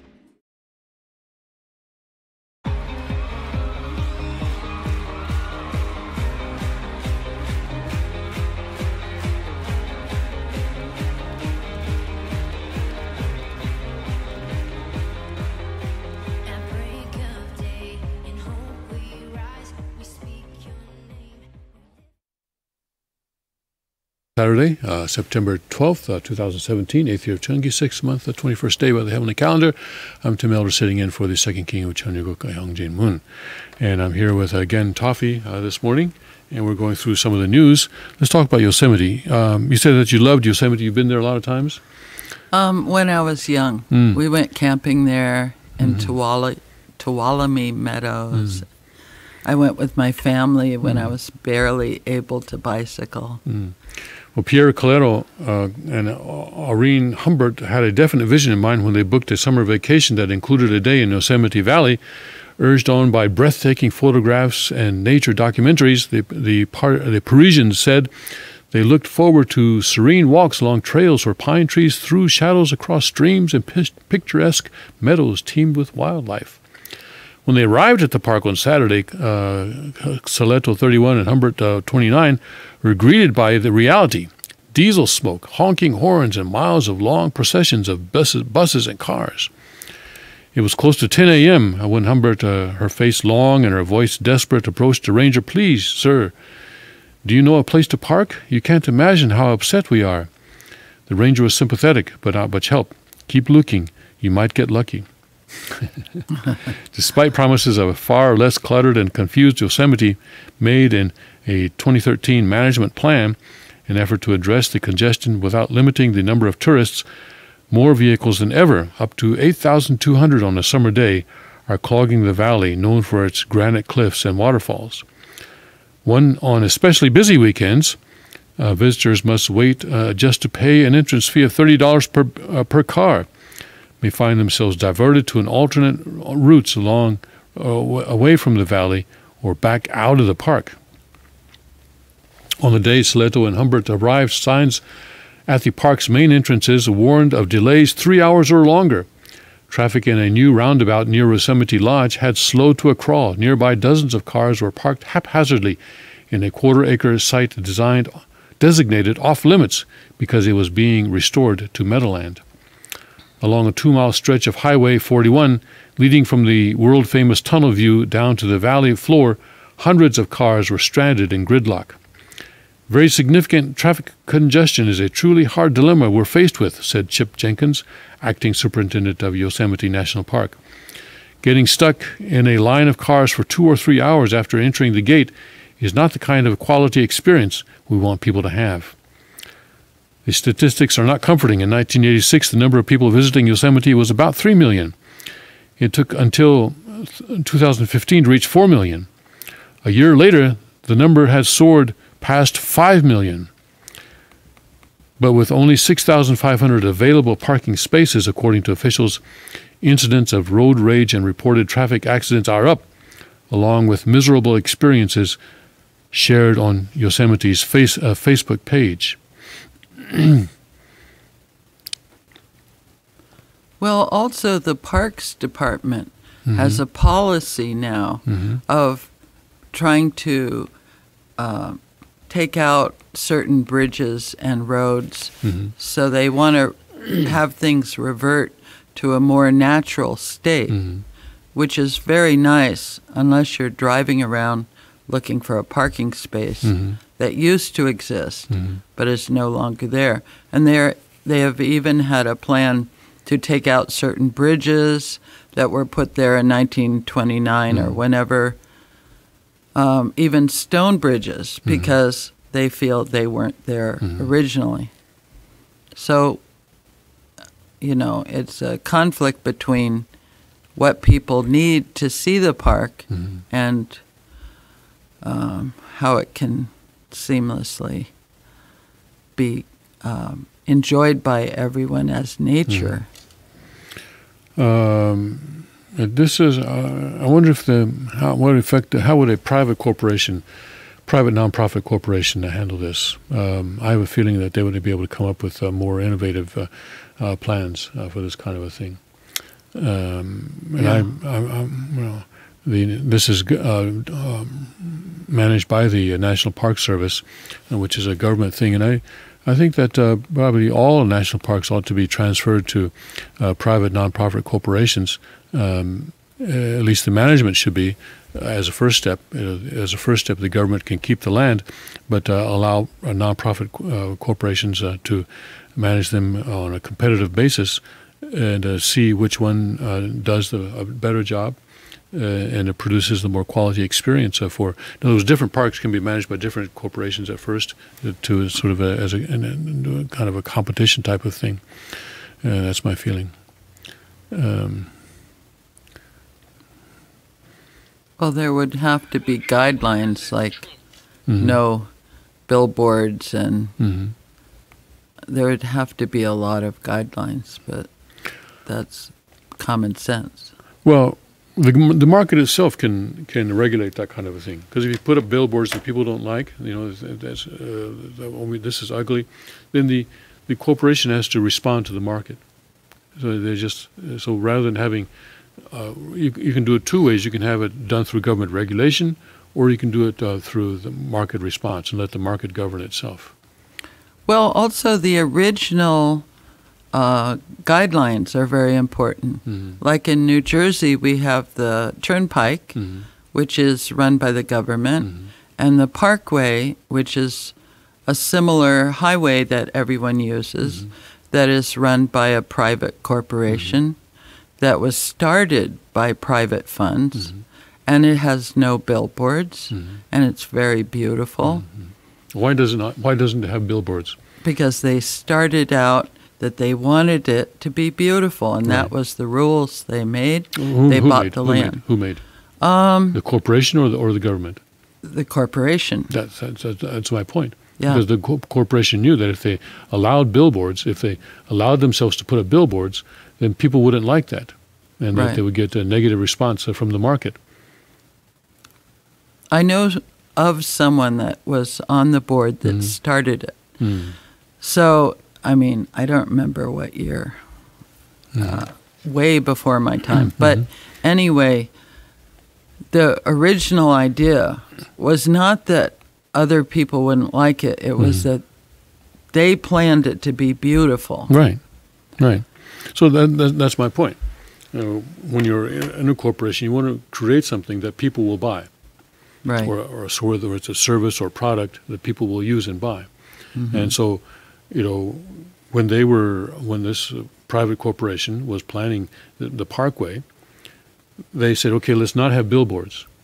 And maybe it's because they themselves don't like billboards, but more, I think, is because the market would not accept billboards, would not like billboards. That's my feeling. Yeah. Is that It's right? a good point. Yeah. And speaking of which, under President Trump, the growth in the federal regulations has slowed to a trickle, or actually a crawl, Fox News says, in the last 6 months.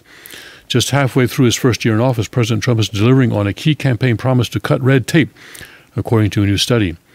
The 6-month review of Trump's regulatory agenda by the American Action Forum shows the federal government practically slamming the brakes on regulation.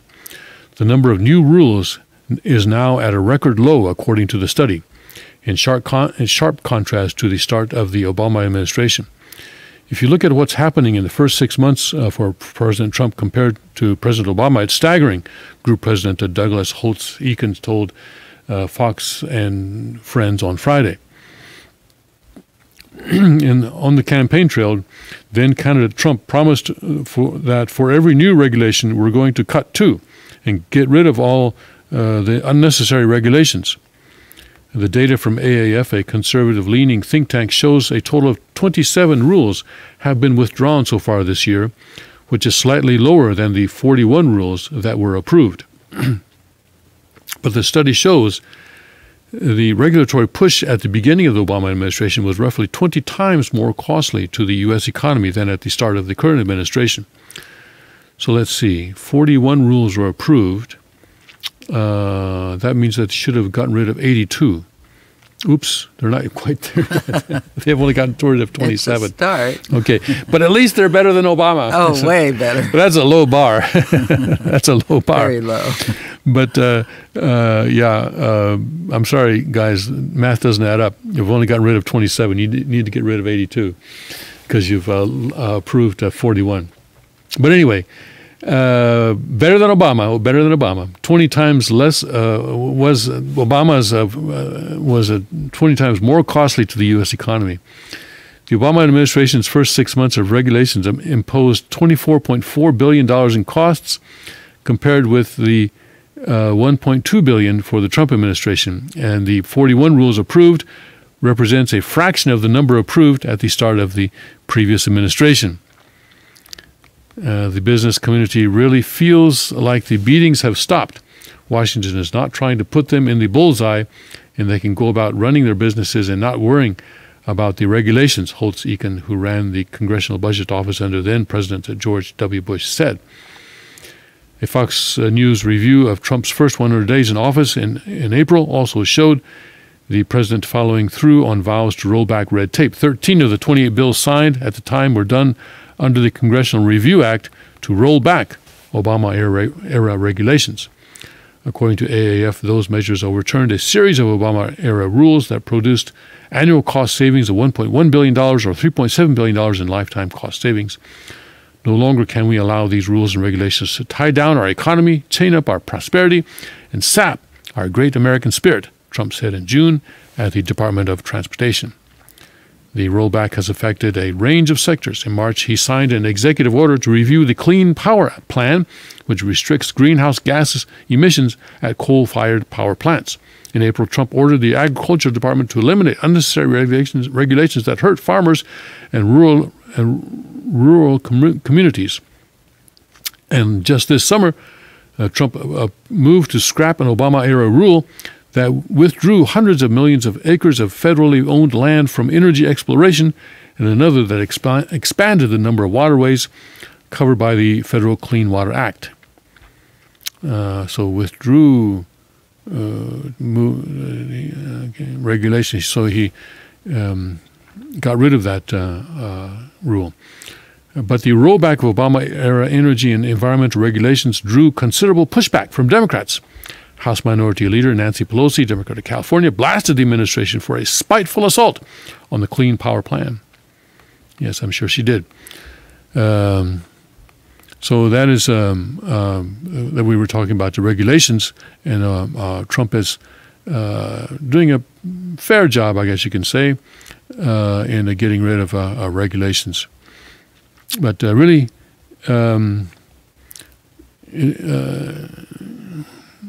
anything that Trump does, of course, they try to oppose. Even, for example, when he went after MS-13 and said he's going to deport MS-13, guess what? Media and the Democrats wanted to protect MS-13 gang. You know, this is the gang that other gangs fear, and because it's particularly brutal. It originally originated in El Salvador. It's very brutal. Yes. Have you had experience with that, or in your communities? Yes. Can you tell us about that? Well, I lived in Richmond, California. Mm-hmm. I lived also at a different house in Point Richmond. Mm-hmm. Most of my best paintings were stolen at that time. Oh, really? Yeah, the ones I'd hide Mm-hmm. that I didn't want to sell. Mm-hmm. Anyway. Oh, I'm sorry to hear that. Well. But at least you're safe. Yeah, I'm very safe. I'm glad that you and your husband, your family was safe. That could have been a dangerous situation. Well, I've been in a lot of dangerous situations. Mm-hmm. I'm careful. Mm-hmm. Also, I used to run fast. Anyway, the thing that really helped my neighborhood Mm-hmm. was that we all woke up. Mm-hmm. And we realized we had to help each other, Mm-hmm. and we cut each other's bushes, and we went and stood on each other's doorways Mm-hmm. when someone was threatening that person, Mm-hmm. and we watched out for each other, Mm-hmm. and that really changed the part in Richmond that I was in, Mm-hmm. and also in Point Richmond. Mm-hmm. But a lot of houses were broken into, Mm-hmm. and you know, you just, no matter where you live, Mm-hmm. it's important, even if there isn't crime or you don't see crime, it's important to help each other. Mm-hmm. Then you're all going to be safer anyway, and you're all going to be happier. It's so much nicer coming home to a neighborhood where people say hello. Yeah, and Trump is trying to deport MS-13, and Democrats are supporting them or being sympathetic to them. And because Trump is criticizing North Korea, guess what? Democrats are sympathetic and supporting North Korea. Well, they've never been there. I've been there. During a discussion at the Netroots National Annual Conference on Friday, DNC Deputy Chair Representative Keith Ellison, Democrat of Minnesota, stated President Trump is threatening Kim Jong-un and that North Korea's leader is acting in a more responsible manner than the president is. See, anything to get at Trump. It's about control.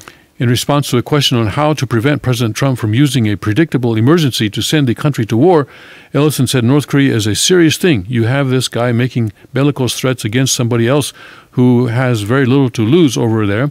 Kim Jong-un, the world always thought he was not a responsible leader. Well, he's acting more responsibly than this guy is, and but I'm telling you this. What I'm telling you is that once you start seeing missile launches, you're going to see this time the time for cranking up the anti-war machine is right now. So if you don't want to get caught deer in the headlights, start calling for diplomacy in North Korea immediately. What about the anti-war machine on the Afghanistan war? How come that's not cranking up? Remember the anti-war machine in the Vietnam War? Yeah. You remember that, right? Yeah. And this is what is kind of curious for me. Why are the Democrats and the progressives and the anti-war people holding back on Afghanistan and not, what was it, the March on Washington in, 71 or something like that, in the early 70s? So many people were there, Yeah. and people marched, and sometimes peacefully, sometimes not so. And then there was the Kent State, where some people were actually killed by the National Guard. Yeah. Some demonstrators were actually killed, and that was in 1970. There was a real struggle over the Vietnam War, Right. but for Afghanistan, there's not. And this is a 16-year war that is now the longest war in U.S. history. And the Democratic National Committee is not concerned about that. They're saying now is the time to ramp up the anti-war machine. They're trying to distract people from certain issues. Mm-hmm. And they're trying to occupy their minds through the media with things that they want to promote. Mm-hmm. But if they don't like Trump, they're not going to like anything that Trump does, whether it's good for the country or not. Well, can you answer that question? Why aren't people opposing the Afghanistan war in a way that people used to oppose the Vietnam War in the late 60s and the early 70s? Because the media is steering us away from that issue. And that's because, in the Vietnam War, there would be a body count every day, okay? Yeah. Today, X number of enemy soldiers were killed, X number of American soldiers were killed and wounded, and you would have reporters there taking video of some of the firefights, not these embedded reporters that we had in the Iraq War either, but the reporters who were there, not embedded, but covering whatever they wanted to.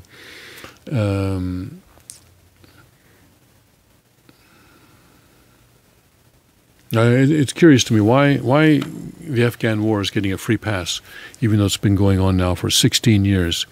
And this guy Keith Ellison, is saying that we have to ramp up the anti-war machine for the North Korean situation, and yet never a mention of the Afghan war.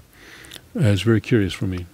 Well, what would damage America more is having a war. Mm-hmm. So they want to encourage a war. Mm-hmm. They want to sell. There's 10 major companies that own most of the business, or a good majority of the business. And part of that is weapons. Mm-hmm. They want to sell more weapons. So if they create a war with North Korea, they're going to sell more weapons. Billboards in Texas, syphilis tsunami in Fort Worth. Unlike southbound drivers on Texas 121, who are warned thrice between Richland Hills and downtown Fort Worth of the dangers of the Zika virus by billboard PSAs, northbound drivers coming from downtown are met with an altogether more jarring message. There is a syphilis tsunami threatening Fort Worth, if we're to believe the billboard above the office building in the 2900 block of Airport Freeway. Weird, since we're landlocked and all. The image, part of a campaign for freestdcheck.org, co-opts some of the most famous pieces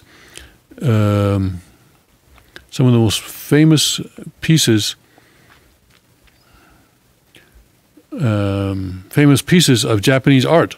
Hokusai's The Great Wave off Kanagawa probably he means, to make this point.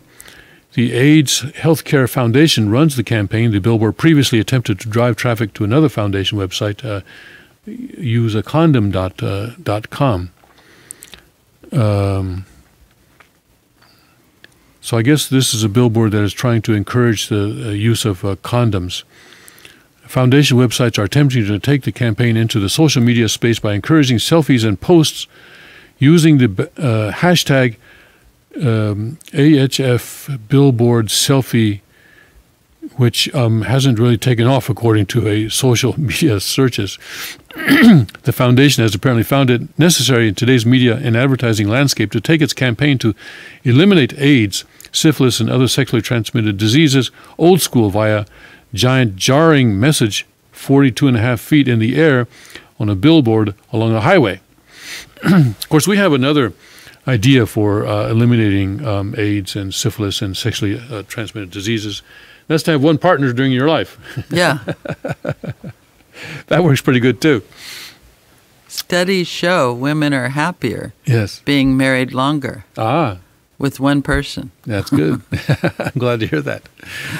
What about men? I don't know. I can attest that we are also very happy. That's according to my personal study. But even sexually, women are happier. Yes. They were did a huge study a few years ago, and the media was very surprised to see the outcome. According to the Centers for Disease Control, 74,000 new diagnoses of syphilis were made in the United States in 2015 compared to 395,000 cases of gonorrhea. So don't be surprised if a new gonorrhea gauntlet billboard pops up in your neighborhood next.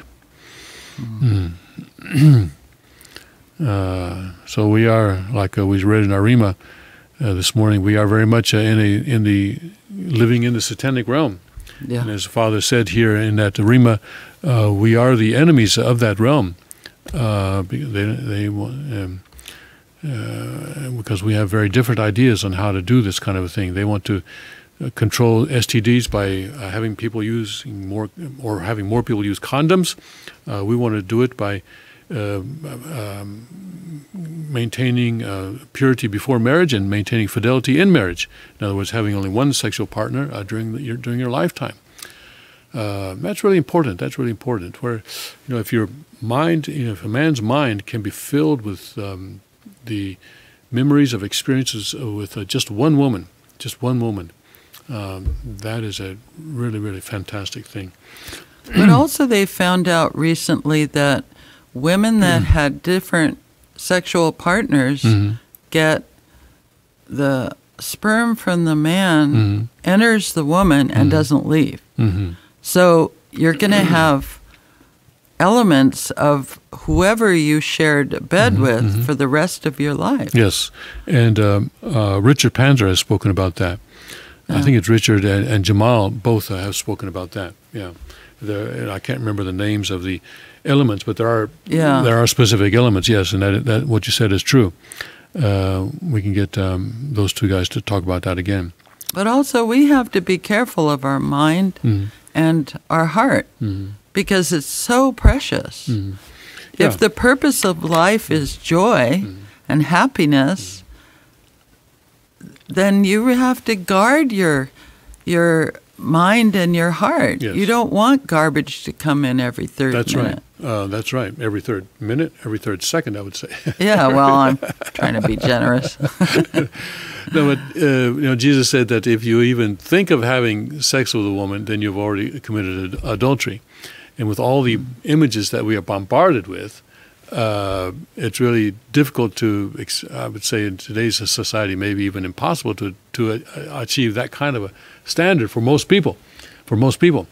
But certainly one very good way to begin that would be to have only one sexual partner during your lifetime and to have many, many experiences with that one sexual partner so that you're always thinking of that one sexual partner, that is to say your wife or your husband, so that you are only, your mind, whenever you think of sex, you're thinking of that sex with that woman or that man.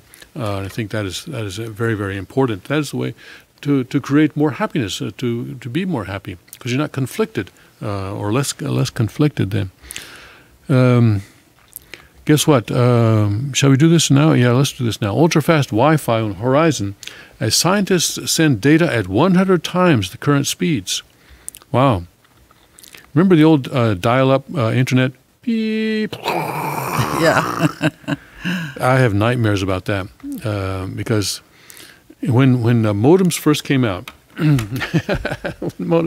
I was a reporter in Japan, and the paper that I was working for in New York sent me a modem. And at the time, all American telephones were the same. Yeah. Right? Right. This was in the 80-something, early 80s. AT&T had the monopoly, or Bell, I guess, had the monopoly, right? So they were all telephones in America were the same, basically. They were black, for one thing. They were black, and they had the you held them up to your ear like this with a handle, and you had an earpiece and a mouthpiece. I have to explain this because some young people might be watching. And they were all the same size.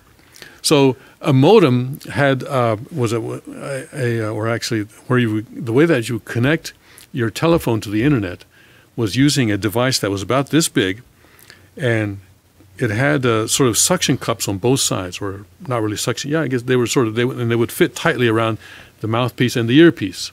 All right, and then you would turn on your tape, because data was stored on tape, magnetic tape.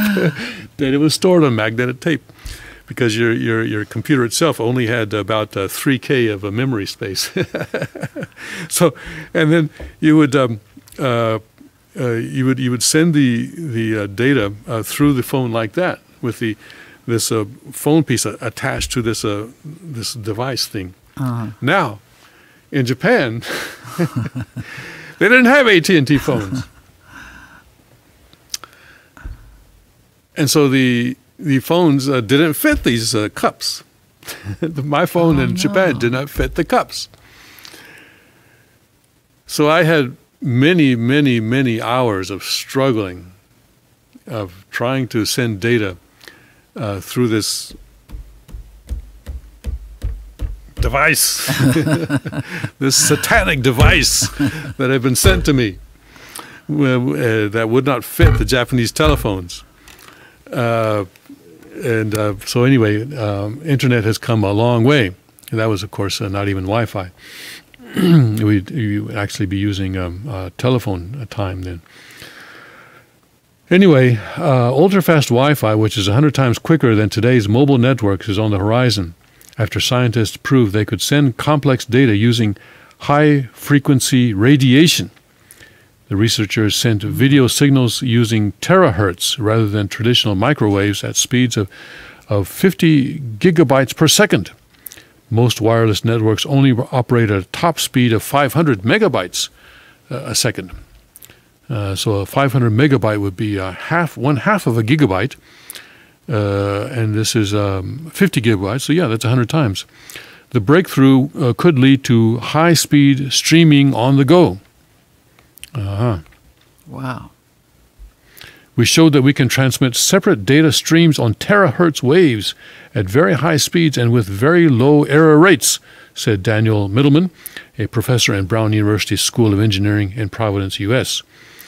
This is the first time anybody has characterized a terahertz multiplexing system using actual data, and our results show that our approach could be viable in future terahertz wireless networks. Current voice and data networks use microwaves to carry signals wirelessly, but demand is outstripping capacity, so scientists have been looking for new bandwidths. Terahertz waves have higher frequencies than microwaves and therefore a much larger capacity to carry data. The researchers encoded 2 high-definition television broadcasts onto terahertz waves of 2 different frequencies, then beamed both frequencies together. Experiments showed that showed that transmissions were error-free up to 10 gigabytes per second, which is much faster than today's standard Wi-Fi speeds. Error rates increased slightly when the speed was boosted to 50 gigabytes per second, but we're still well within the range that can be fixed using error correction systems, which are commonly used in today's communications networks. The research was published in Nature Communications. That's all we need. That means we could send out a lot of information before the censors could delete them. Maybe. Let me say one word. Gaming. This is what this is for. Amazing. This is what this is for. Gaming. They don't say it, but that's what it's for. Well, there's a huge market for gaming. Yeah, because, all the kids, they don't want to go out into nature. They want to stay home and play games. Yeah. Yeah, and this is going to give even more interesting, more exciting games, more realistic games, maybe, I don't know, make it look like you're actually there with the... so I think that's what this is all about. That's what this is all about. Yeah. Wow, that's big unfortunately. business. Yeah. All right, let's take a break. I think this will be a 5-minute break, and then we'll come back again after the break with more news from a Chinooka perspective, together with, again, Toffee, artist extraordinaire and real estate expert for North.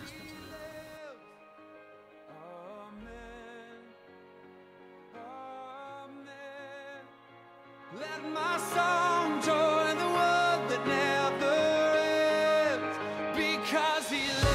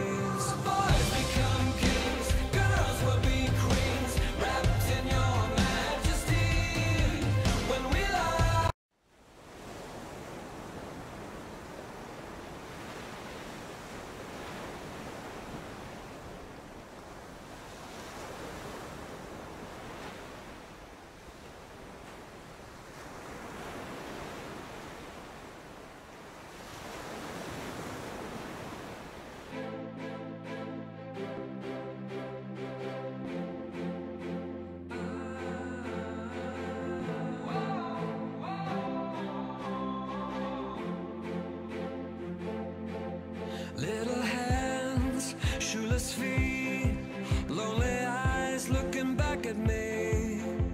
Will we leave behind the innocent to grieve? On their own, on the run, when their lives have only begun. These could be our daughters and our sons.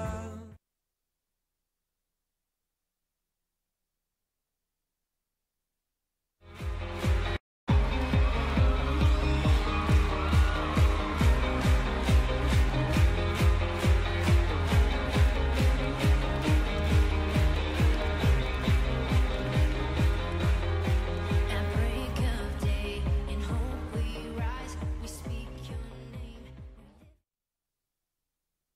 August 12th, 2017, 9th year of Chungi, 6th month and 21st day by the heavenly calendar. I'm Tim Elder, sitting in for the second king of Chanuk, Hyungjin Moon, and I'm here with Gen Toffee, who is an artist and now a resident of the Northeast Pennsylvania area and a member of our congregation here. Gen, do you have a gun? Yeah, You do? Good. absolutely. On January 12th, 2017, the New York Times editorial board claimed the grim truth is that concealed carry permit holders are rarely involved in stopping crime. The New York Times said. And that very same day, a concealed carry permit holder in Arizona used his gun to save the life of a state trooper who was under attack on I-10. In fact, authentic academic work on gun use for self-defense shows that Americans in general, whether concealed permit holders or not, use guns for defense of themselves and others at least 760,000 times a year. Wow, Yeah, amazing. amazing. Apparently none of them are New York Times reporters. Well, they live in New York. You can't have a gun there. That is not a typo. Florida State University criminologist Gary Kleck's research shows that the minimum number of defensive gun use is 760,000 annually. We do not hear about defensive gun use from the established media because it goes against their gun control template. This is a report on Breitbart.com by their Second Amendment correspondent. So Breitbart News thought it would be beneficial to pull together 24 examples of citizens using guns defensively over the past 6 weeks. In some of these instances, the citizens did not have to pull the trigger. Just brandishing the weapon was enough. But in some of the incidents, the citizen did have to fire, wounding or killing robbery and or assault suspects. Here are the 24 examples. 24 examples over the past 6 weeks. On June 27, Breitbart News reported that a 62-year-old Marine veteran opened fire on a trio of home invasion suspects, wounding each of them. The alleged invasion occurred in broad daylight. The Mobile County Sheriff's Office reported that the three suspects had allegedly broken into the same home before and threatened to harm the Marine veteran if he went to police.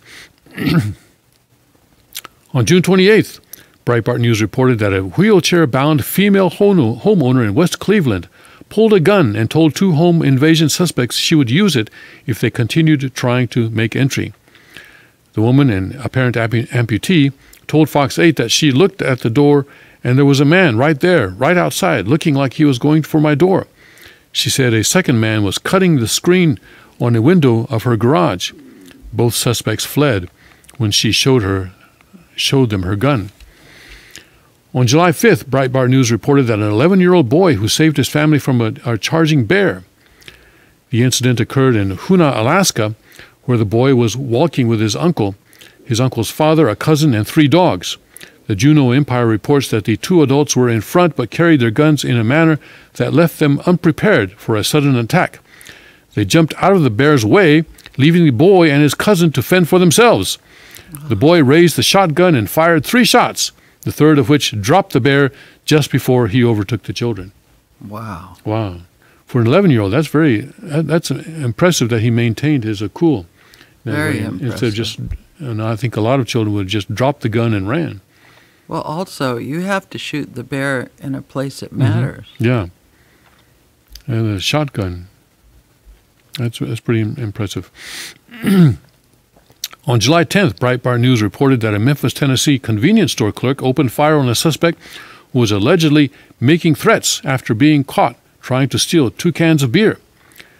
Action News 5 reported that the suspect entered the gas station and tried to walk out with 2 cans of beer without paying. The alleged robbery attempt resulted in a confrontation with the clerk, and the suspect then allegedly started harassing the store clerk and reportedly implied he had a gun, which is when the clerk pulled a real gun and opened fire, striking the suspect once. On July 11th, Breitbart News reported that an alleged home intruder returned to Fresno, California, Councilman Luis Chavez home for a second time. However, Chavez was ready and greeted the suspect with a gun. The suspect fled upon seeing the gun, but Chavez got in his car and gave chase, talking to police along the way to keep them apprised of his location. The suspect was quickly apprehended. And that's a mistake that some people make, that this person did not. But they give chase, and then they shoot the guy as he's running away. That's a mistake. You can't do that. There was a story that I sometimes tell people about, and this was an actual story that I read, where a guy goes into a restaurant and pulls the gun and tells the waitresses to give them the money out of the cash register. And so one of the waitresses does as he says and opens the cash register and gives them the money. Mm-hmm. And then he takes the money and he leaves. The other waitress, or another waitress, after he leaves, she also leaves the restaurant, goes to her car, gets her gun out of her car, and shoots the guy. This is no good, all right? Yeah. It's definitely against the law in Pennsylvania. I suspect that there is probably no place in the country where that is actually okay. Because once the emergency has passed, once you are no longer in a life or death situation where you're not under imminent threat of serious bodily injury or harm, death, or in the case of Pennsylvania, kidnapping or rape, once you're no longer under that imminent threat, you cannot shoot the guy. Okay, that's when you call the police, and the police have to take control. Unless you are in your home or in your car, that's a different situation. But most cases, all right. So that's not legal advice, all right. So find out the laws in your specific locality. I'm not giving legal advice. On July 17th, Breitbart News reported that a home robbery suspect with a knife was shot multiple times by Ranchero Cucamonga, California homeowner. The press, did I pronounce that right? Rancho Cucamonga? Yeah. The press, thank you. The Press Enterprise reported that the suspect was able to flee the scene, but was later apprehended when his mother called police to say that her son had been shot. On July 18th, Breitbart News reported that a 17-year-old girl in Spokane, Washington, armed herself with one of her father's guns, then literally chased a home intrusion suspect out of her family's home. That's okay. You see, that's okay. Because when someone comes into your home, at least according to Pennsylvania law, as I understand it, and I'm not giving legal advice. I'm not giving legal advice, but you know, if a guy comes into your home, yeah, you can chase him around with a gun until he leaves until he leaves the home. The girl, Kimberwood, heard the suspect enter the house and said his eyes got really wide when he found himself staring down the barrel of a gun. Also on July 18th, Breitbart News reported that a suspect entered a church and demanded money. He received a bullet instead. The suspect was shot by an armed parishioner and pronounced dead just a few hours later. That was not this church. Although, fair warning, same thing could happen here. Could happen anywhere. Well, not actually. A lot of churches don't like to have guns. Yeah, and also the laws are different in different places. So they're so different that you really have to know the law. Yes, you have to of know where the law. you live. Yes, and go to a legal seminar, which we've had in this area. And you can also check online for the gun laws in your area. On July 23rd, Breitbart News reported that a taxicab driver in St. Louis County, Missouri, shot and killed his passenger in self-defense while driving down I-70. The St. Louis Post-Dispatch reported the taxi was traveling westbound on the interstate when an altercation allegedly occurred, and the driver told police he feared for his life. Police found the body of the 48-year-old passenger in the back seat. Also on July 23rd, Breitbart News reported that a resident of Columbia Township, Ohio, tried to use a hammer to turn away two home invasion suspects. After failing to turn them back, the resident ran to his car, retrieved his gun, re-entered the residence, and shot both suspects. Afterwards, resident Gary Gross told WKRC they picked the wrong day to do something like that. I don't want to kill anybody, so hopefully they'll be okay and they'll learn a lesson. Well, I hope he learned his lesson. Keep your gun on you at all times. Don't be saying, hey, Mr. Badman, please wait a second. I got to go out to my car, get my gun so I can come back and shoot you. Keep it on you. On July 25th, Breitbart News reported that a DeKalb County, Georgia homeowner shot and killed a male home invasion suspect who was dressed like a woman. The suspect died on the scene. WSB-TV reported that the suspect broke into the house wearing a wig and had arched eyebrows. DeKalb County Police Lieutenant Lonzie Robertson said the homeowner gave him a warning. The suspect continued to approach him, at which time the homeowner fired one shot. Robertson made it clear that the homeowner acted in self-defense. On July 26th, the Breitbart News reported that one suspect was killed and a second was wounded following a shootout in a botched jewelry store robbery. ABC 13 spoke with a Harris County Sheriff's Deputy Thomas Gilliland, who said the suspects came in with one purpose, to rob the place. Gilliland confirmed the store owner had the right to defend himself. On July 28th, Breitbart News reported that a suspect who allegedly attempted to rob a Wingstop restaurant was wounded after an employee opened fire. ABC 13 reported that the restaurant was held up after 11 p.m. Police indicate the suspect allegedly entered and demanded cash as frightened customers ran and hid in the back of the store. When the suspect turned to leave, an armed Wingstop employee gave chase, shooting and wounding the suspect. Where was this? In Ohio? Okay, shooting and wounding the suspect gives me concern. But anyway, on July 31st, Breitbart News reported that an armed customer shot and critically wounded a suspect who was allegedly attacking him in a Kroger grocery store. The armed customer was sitting in his vehicle at the time of the alleged attack, and he was able to shoot the suspect in the head and abdomen. Action News 5 reported that the shooting was labeled self-defense. On August 1, Breitbart News reported that a customer at a Walgreens pharmacy shot and killed an alleged armed robber. The customer allegedly witnessed the armed suspect demanding oxycodone at the counter, then pulled his gun and intervened. This was actually, it doesn't say here, but I think that was in Arizona. I remember that story. Also on August 1, Breitbart News reported that a concealed carry permit holder shot a suspect who allegedly attacked him with a fork after church. Concealed carry permit holder shot a suspect who allegedly attacked him with a fork after church.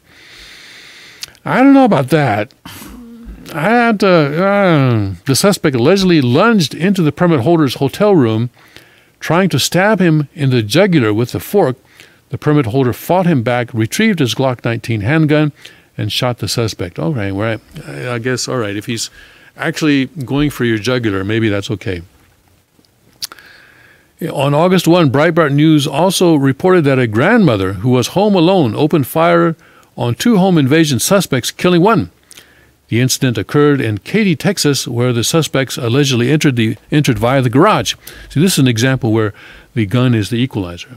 And the grandmother was able to handle the situation. According to ABC 13, Harris County Sheriff's Deputy Thomas Gilliland, Gilliland again, said both suspects were armed with pistols. He's involved in a lot of these, isn't he? She confronted both suspects, retrieved a handgun, and fired several times at both subjects. One died at the scene, while the second jumped a fence and fled. Apparently, Gilliland is the guy to call for if you shoot somebody. On August 3rd, Breitbart News reported that a young mother opened fire to protect her three children entering during an alleged home invasion. The incident occurred just after 2 a.m. in Marietta, Georgia. The home invasion suspect was dead when police arrived. Yeah, that's good. That was a good thing.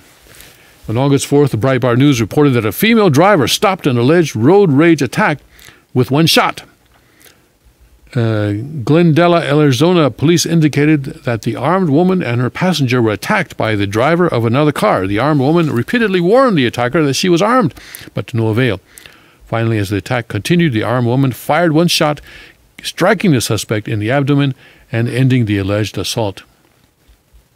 On August 6th, the Breitbart News reported that an elderly homeowner in Lakeland, Florida, shot and killed a home invasion suspect who allegedly entered the home during the early morning hours. The suspect, 33-year-old Deshane, died at the scene. On August 7th, Breitbart News reported that an armed grandfather shot and wounded a 16-year-old suspect who was allegedly trying to steal the grandfather's gun. The incident occurred inside a convenience store and was caught on video surveillance. The video showed the grandfather trying to reason with the suspect and finally being left with no option but to shoot. On August 8th, Breitbart News reported that a mass stabbing suspect was stopped when his fourth would-be target pointed a gun at him. The incident occurred in the parking lot of a Publix grocery store in Pinellas County, Florida. The suspect began stabbing when his first victim refused to hand over her purse. He then stabbed two Good Samaritans who tried to intervene and was stopped by a third Good Samaritan who had a handgun.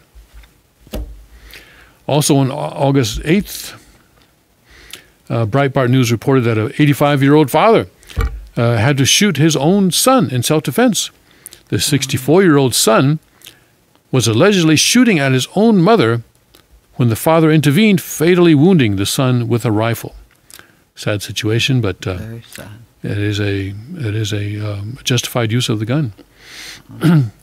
But obviously the situation in that family is very sad. On August 10th, Breitbart News reported that a concealed carry permit holder in Boardman, Ohio, intervened and foiled an alleged robbery at his neighbor's house. Two suspects were involved in the attempted robbery, and one was able to escape, while the second was held at gunpoint by the permit holder until police arrived. So, various situations where guns were used to stop crime. 24 in the last 6 weeks is compiled by Breitbart.com. And as again, and I have emphasized, if you own a gun, then you need to know the laws of the particular area where you're living, so that you know exactly when you can and when you cannot use that gun. And many places have brandishing laws, although Pennsylvania does not. And so you have to be careful about that. And just be aware that when the time comes, you have to make a split-second decision. And that split-second decision will affect you for the rest of your life, even if you decide not to use your gun. Yeah. If you decide not to use your gun and someone dies, then that's going to stick with you for the rest of your life. I could have saved that person. Yeah. You're going to be thinking. That would be terrible. Yeah, that's also something that you're going to have to live with. So either way, owning a gun is a huge responsibility, and you need to be able to fulfill that responsibility in the right way. Yeah, but if you are in an area that allows you to own a gun, be sure you do and carry it with you at all times, because bad guys don't make appointments. They come at the most unexpected time, and there'll probably only be one or two times in your life. Hopefully only one, or probability is there'll be no time in your life, all right? Well, Pike County is one of the safest in Pennsylvania. Yes. I think it is the safest. And we're in Wayne County here, but it's also very, very safe. Close. Yeah. But one of the reasons it is safe is because a lot of people own guns. Yeah. And so guys go across the river. Yeah, you're not going to break in here. Bad guys go across the Delaware River into New York because there's a lot more opportunity there. A lot fewer people own guns in the New York side of the Delaware River. And it's just a couple of gallons of gas to get over there. And so bad guys go over there. That's their favorite hangout, I think. So yes, the presence of guns is a factor in reducing crime. But that means though that the more guns that people have carrying around, the better. But make sure that you understand the safety rules. Very important. Make sure you understand the safety rules. Treat a gun as if it's loaded, even if it is not. Even if you know it is not, treat it as if it is loaded. Never point the gun at something that you do not want to destroy. In other words, like another person or anything that you do not want to destroy. And to keep your finger off the trigger until you are actually going to shoot. And also, these days they add a fourth one: never catch a falling gun. Oh. Yeah, because now these days, I think almost all guns, maybe all guns, are made so that they do not fire on impact with the floor or anything like that. So anyway, those three first rules are especially important, so follow the safety rules, know the law, and also train, so that if you have to use it, you can actually hit what you're trying to hit, and that you can do it quickly before the other guy does it to you. All right, let's take a break, and we'll come back with more news from a Cheongguk perspective after this short break.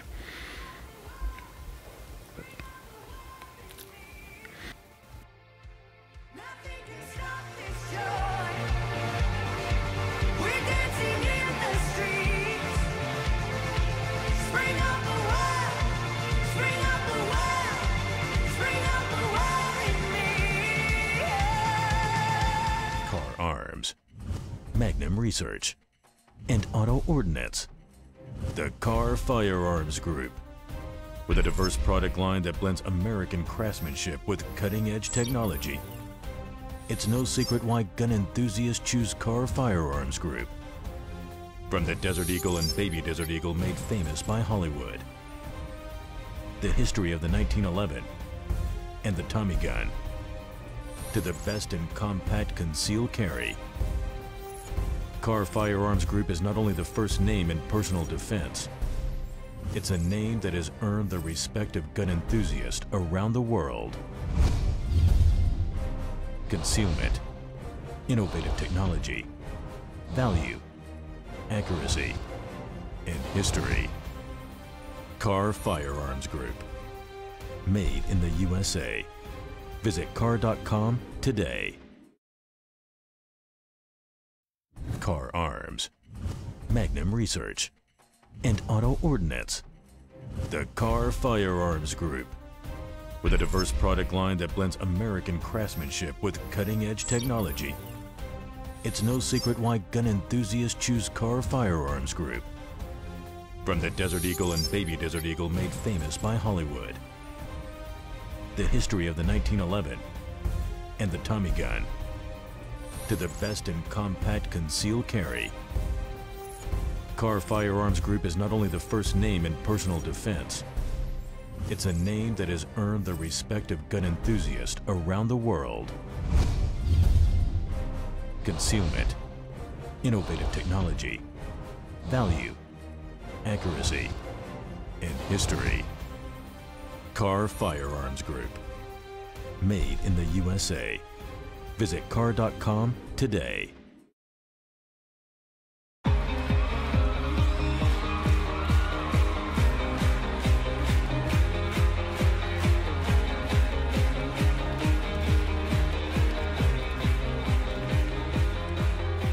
At break of day, in hope we rise, we speak your name.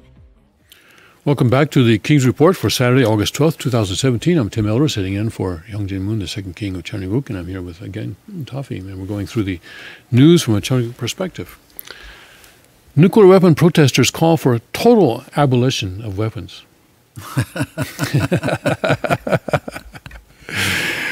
Yes, we need some comic relief in the morning, don't we? But this is actually a very serious situation.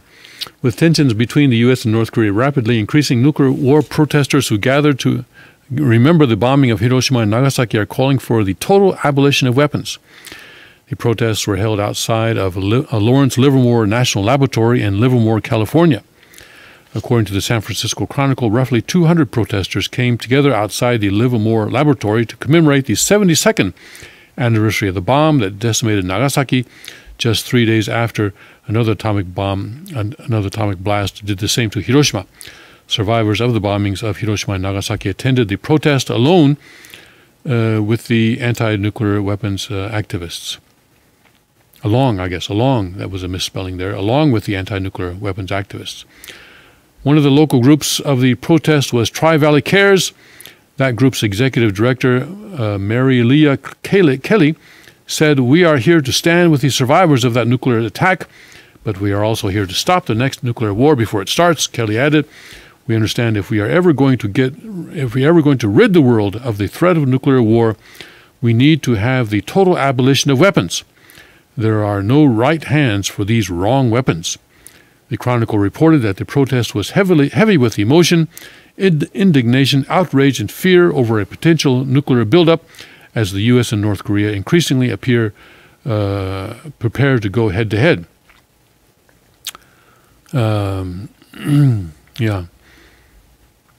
It's been 72 years, as it says here, since the last time that a nuclear weapon was actually used in a wartime situation, when it was a hydrogen bomb actually was dropped on Nagasaki following the atomic bomb that was, or the atom bomb that was dropped on Hiroshima. And we've been pretty lucky, I would say. God has really protected us. It's kind of amazing, and we read about certain incidents that could have occurred, except that some conscientious person intervened, or something didn't happen, or something like that. But God has really protected us for these 72 years. Yeah. Unfortunately, I think the reality is that at some point in the future there will be another nuclear explosion that is directed against human beings, whether they are soldiers or civilians, armed,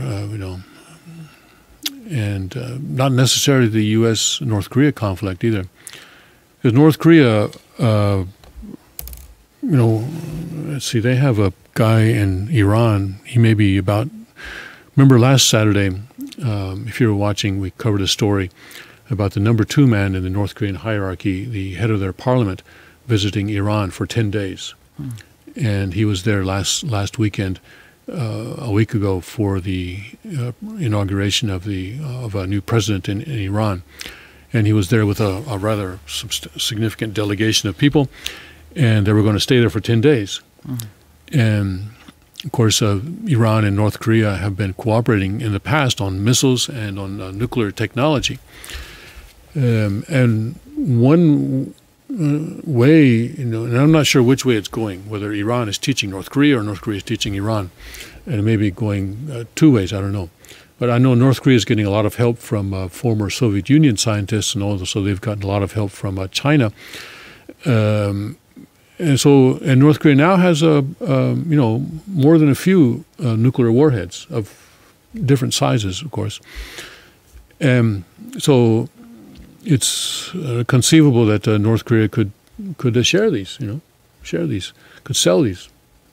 Well, they did stop several ships in the past, like 10 years ago, shipping out armaments. Yeah, they have stopped North Korean ships in the past, yes, when they've suspected that something was going on. And one ship was stopped at the Panama Canal, and I remember, and they found all sorts of stuff on that ship.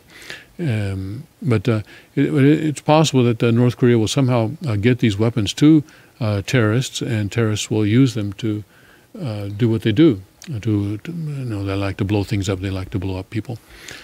That's one way in which it could happen. And of course, cannot rule out the possibility that North Korea will actually attack somebody with a nuclear-tipped missile, whether it's the United States or Japan or South Korea or even China or Russia or someplace else. That's not out of the range of possibility. They may want to prove that they can actually do it, so that then they can extort money from the world after they do that. So I think it is realistic to expect that there will be another use of a nuclear weapon in our future. I don't know when it will be, how long it will be, but especially now that the world is kind of outside the hedge of God's protection due to the betrayal of the Han Mother, I think that this is one thing that we have to expect. And these people say they want to stop that by demonstrating in front of the Livermore laboratories. Well, good luck with that. That's probably not going to be so effective. But anyway, they are expressing their opinions, and they're free to do that. They want to abolish all weapons. Well, North Korea is pretty desperate because the only way they can make money is selling guns, drugs, or counterfeiting money. Yes, yes. So they don't have an economy that's working. Well, what they've been doing is selling coal, especially in other minerals that they've been selling through China. But the UN Security Council resolution recently said that should stop. That's going to take, if it is actually implemented, it will take about $1 billion out of North Korea's annual $3 billion exports. They have a domestic economy more and more, actually, because the central control is gradually breaking down. So they do have people grow things and sell them and things like that. Yeah, but then they changed the currency. So a lot of people lost everything they had in North Korea. Yeah. They've done that in the past. They can't keep doing that, though. And they do allow it. They're allowing it now because they need to keep control of the population by allowing them a little bit of leeway. I won't call it freedom, but a little bit of leeway. Kid Rock. Do you know Kid Rock? Yeah, I've heard of it. You've heard of him? Now he has the backing of the Republican Party to run for the Senate of the United States. Mitch McConnell backed a group very interested in Kid Rock for Senate. The head of a group backed by Senate Majority Leader Mitch McConnell, a Republican of Kentucky, revealed Friday that they are very interested in Kid Rock, launching a Senate campaign to take on Senator Debbie Stabenow, a Democrat of Michigan, in 2018. Stephen Law, president of the Senate Leadership Fund, made the revelation when asked about the rock star who has teased a potential run on social media over the past month. He also told Kid Rock that we hope you run for the seat. We'd be actually very interested in his candidacy, Law said during an interview on C-SPAN's Newsmakers. He pointed to a recent poll showing him trailing Stabenow by 8 points. That's not a bad place to start at. He said the superficial sense of Kid Rock is that he's an entertainer, that he's kind of the wild redneck, Law continued, but the truth of the matter is that he's done a lot in his home state philanthropically. He's a pretty smart guy. He thinks about policy, and he's a shrewd businessman. He hasn't stayed this long in the business that he's been in by actually living the life that he looks like he lives when he's on stage. So I certainly wouldn't count him out. We'd be pretty interested in his candidacy, Law said before looking into the camera and saying, so if you're watching, kid, we hope you run. Kid Rock, whose legal name is Robert Ritchie, would take on Stabenow, a 3-term lawmaker who is one of 10 Senate Democrats up for re-election in states carried by President Trump in November. Unlike in some states, including Pennsylvania, West Virginia, and Florida, Republicans have been unable to come up with a top-notch recruit to take on Stabenow in the Wolverine state, leaving Kid Rock to potentially run and win a primary contest. That actually indirectly here points out that here in Pennsylvania, we do have a Democrat running in the Senate, running for re-election next year, and be good if we can get him out. He actually has, originally when he first ran, he was in favor of gun rights. He was against abortion. Now guess what? He hates guns, and he wants abortions. Who? Kid Rock? No. In Pennsylvania. Pennsylvania. Pennsylvania, yeah. Toomey, I believe, is his name, isn't it? Oh, yeah. Yeah. Toomey. Yeah. Well, Ronald Reagan was an entertainer, so it's policy, not... Yes, Pat Toomey. Toomey is his name, and he is up for re-election next year. And his policy stances have changed quite a bit from conservative or semi-conservative to very liberal. Kid Rock has been a longtime supporter of Republican candidates, most notably Trump in 2012, Republican presidential nominee Mitt Romney, whom he once described as the most decent I've ever met in my life, censoring that word there. Okay, so Michigan, it looks like they have a good candidate to go after their Democratic senator there, and hope that we can do something here in Pennsylvania. The implication was that the Republican Party has someone for Pennsylvania. I haven't heard of that person yet. They need to get busy and start advertising her.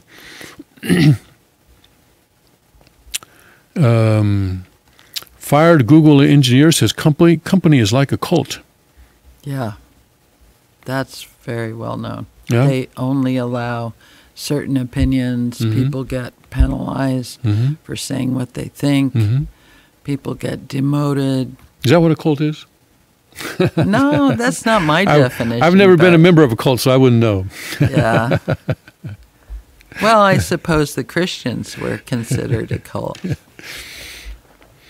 Fired Google engineer James Damore says company is like a cult. The Google engineer fired for writing a controversial memo about diversity has gone beyond referring to the company as an echo chamber that won't stand for dissent and now says it's almost like a cult. In an opinion piece for the Wall Street Journal, James Damore gave his explanation for why he was fired, taking a shot at the company's culture and its famous motto. For many, including myself, he wrote, working at Google is a major part of their identity, almost like a cult with its own leaders and saints, all believed to righteously uphold the sacred model of don't be evil. Is that their motto? I thought it was don't do evil. Anyway, Damore was fired at the start of this week after 3.5 years as an engineer for a post he wrote laying out his view that men are biologically more well-suited than women for many tech jobs. He is not apologizing. In a video interview with the conservative blogger Stefan Molyneux that was posted on YouTube earlier this week, Damore called Google a dream job with huge benefits and said he loved the company. Damore wrote in the op-ed that he committed heresy against the Google creed by stating that not all disparities between men and women that we see in the world are the result of discriminatory treatment. Damore said that when he tried to engage in reasoned discussion with his peers on the issue, mostly I was ignored. While his cause has lit up the conservative blogosphere, Damore chose to quote his famous leftist intellectual Noam Chomsky. As Noam Chomsky once observed, the smart way to keep people passive and obedient is to strictly limit the spectrum of acceptable opinion, but allow very lively debate within that spectrum, Damore wrote. That's interesting. I didn't know Noam Chomsky had said that. The smart way to keep people passive and obedient is to strictly limit the spectrum of acceptable opinion, but allow very lively debate within that spectrum, Damore wrote. But he was quoting Noam Chomsky, a person not often quoted by conservatives. All right, let's take a break and we'll come back for our final segment after this break.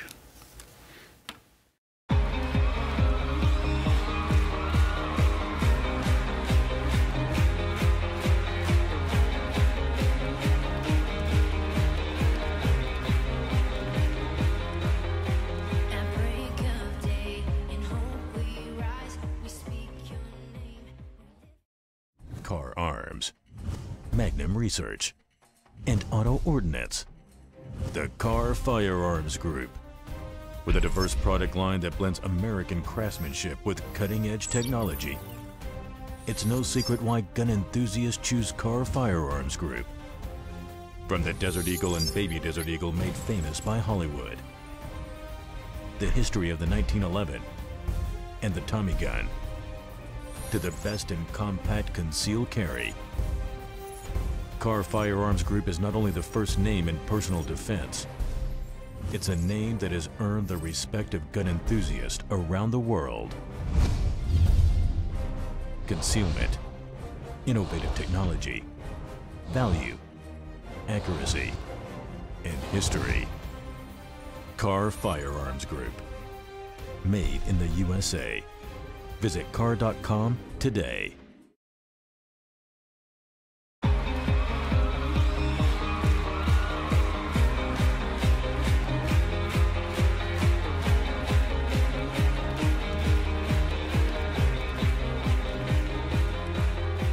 At break of day, in hope we rise, we speak your name.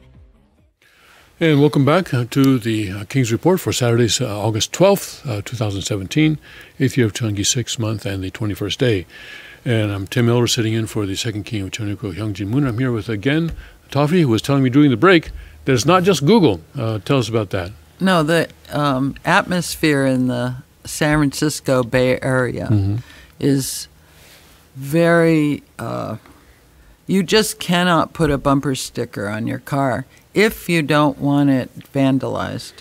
You couldn't put a Trump sticker. I'm from Berkeley, California, but I spent my summers near San Jose working at my grandma's place. Anyway, you cannot voice any conservative opinions most of the time. It's very stifling. So the whole area is a cult. Oh, yeah. Well, I'm glad that we were able to kidnap you from that cult and bring you here, deprogram you here. It's more like heart washing than Heart washing. Okay, yes. You were never programmed there. You were in a kind of a hostile territory, weren't you? Yes. I'm glad you're here in the friendly and warm, embracing arms of Northeast Pennsylvania. Oh, it's wonderful here. I love it. People are so nice and open-minded. Let's go to immigration. Chris Kobach says, RAISE Act won't pass unless Republicans feel heat from the base. RAISE Act is the Reforming American Immigration for a Strong Economy Act. And this is an immigration thing, and the Republicans are trying to get passed. Kansas Secretary of State and Vice Chair of the Presidential Advisory Commission on Election Integrity, Chris Kobach, spoke with Breitbart News Daily Sirius XM host Alex Marlow on Friday regarding the RAISE Act and its potential impact on America's immigration system. I think it has a shot, Kobach said, as to the passing of the act, adding, I wouldn't say a long shot, but the odds are against it right now unless the base and red state Republicans can feel the heat from their constituents. He repeatedly made it clear the act will not pass without getting active support from the Republican base. It looks at legal immigration, specifically green cards that we've been bringing into this country every year. And what many people don't realize is that the early 90s, we started doubling the number of green cards. These are legal permanent residents. Once they get in, they're staying for the rest of their lives, and they eventually become citizens, said Kobach. He pointed out the number has gone from 500,000 to about 1 million a year. And the vast majority of them, 14 out of 15, are low-skilled, he said. We're bringing in unskilled poor people, and 51% of immigrants in the United States right now are going to welfare. So we're bringing them in. They're going almost immediately to the welfare system, and the American taxpayer is footing the bill, he added. Kobach said one of the things we've had to do to get this country on the right foot again is we've got to reduce the importation of very low-skilled poor people in our legal immigration system. And so that's what the RAISE Act is all about. It cuts the number back down to 500,000 over a period of time, which was plenty, added Kobach. He said the act addresses three basic questions regarding potential immigrants. Is there a national security threat? Will they displace American workers by driving down wages? And are they going to cost the taxpayers by going on welfare rolls? Kobach stated that these are basic questions Americans have been asking throughout our history. You know, when my wife came to the United States on a green card and on a permanent resident visa, and eventually now she's a citizen. But I remember that when we were first applying for this, I had to show, or I didn't have to show, but at least I had to sign a statement, I think, saying that she would not be going on to welfare for 5 years. As I recall, I think I signed that kind of a statement or something like that. And also, I know that one of our brothers here, trying to bring his foreign-born wife to the United States, is having difficulty because he needs to show that he can economically support her. So I think already there's some kind of something like that going on. So I'm not really sure what this is that they're saying, because even now people applying for green cards, is, from my experience, just involving, of course, my own experience many years ago, but also recent experience, current experience with this brother, is that there is a certain requirement for people to be able to support themselves, or at least receive support for a certain period after they come to the United States. Of course, after that period is over, then it's another story. Then they can go on welfare, and I'm sure that happens a lot. Susan Rice making an important admission that her strategy for North Korean nuclear buildup was a failure. Obama National Security Advisor Susan Rice admits U.S. strategy on North Korean nukes buildup a failure. Not just it wasn't just Obama. We can't just blame him on this. It was also several administrations before that even. Former President Obama's National Security Advisor Susan Rice admitted on Thursday that over the course of Obama's 2 terms in office, his administration failed to stop the communist North Korean government from building its nuclear weapons capability. You can call it a failure, Rice told CNN. I accept that characterization of the efforts of the United States over the past 2 decades, but she also said that other administrations were not able to put a stop to it. Hey, other administrations too. The Washington Examiner reported on the interview, noting that Rice served as the U.S. ambassador to the United Nations and was Obama's top national security advisor from 2013 to 2017.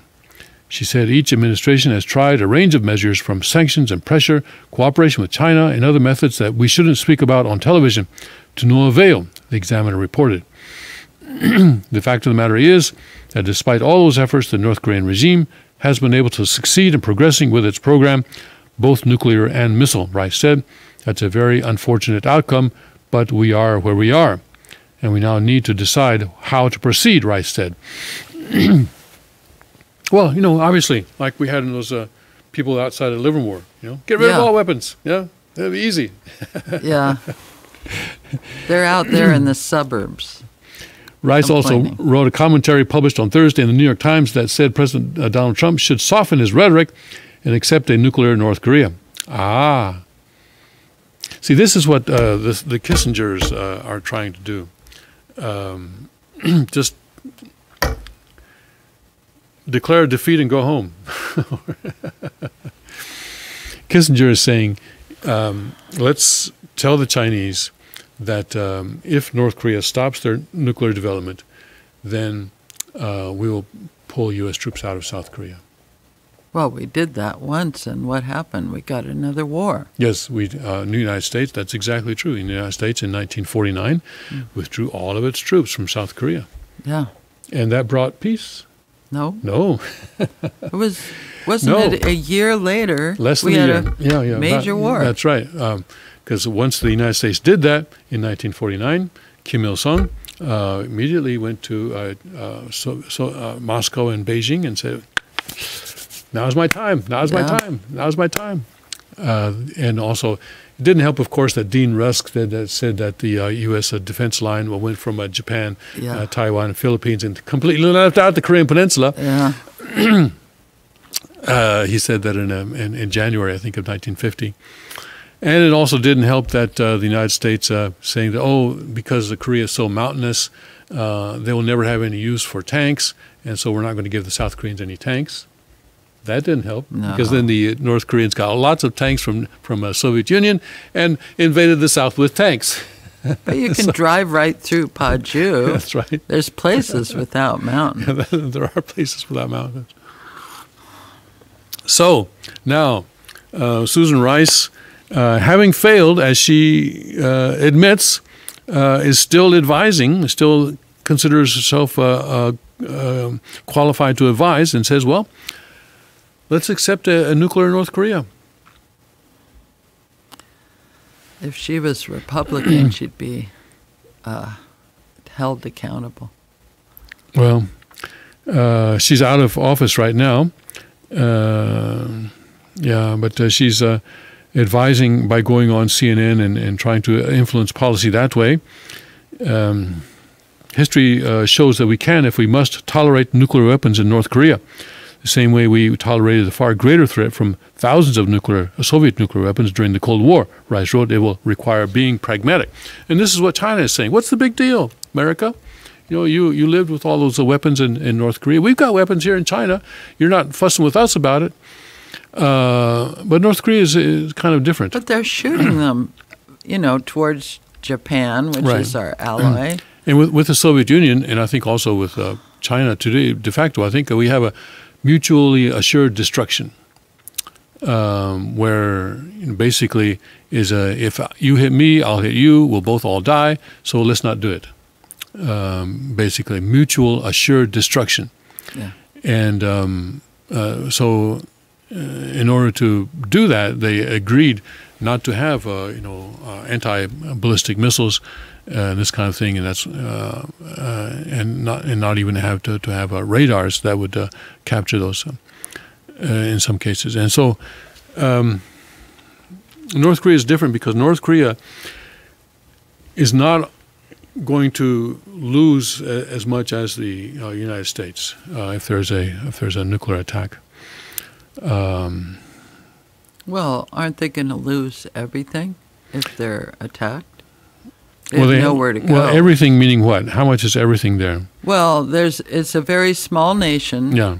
and they're a very easy target because it's a small nation.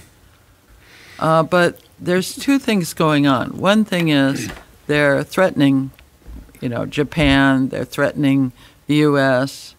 But the other thing going on is that by marshaling all their people against an outside enemy, they're kind of consolidating power and controlling people more easily.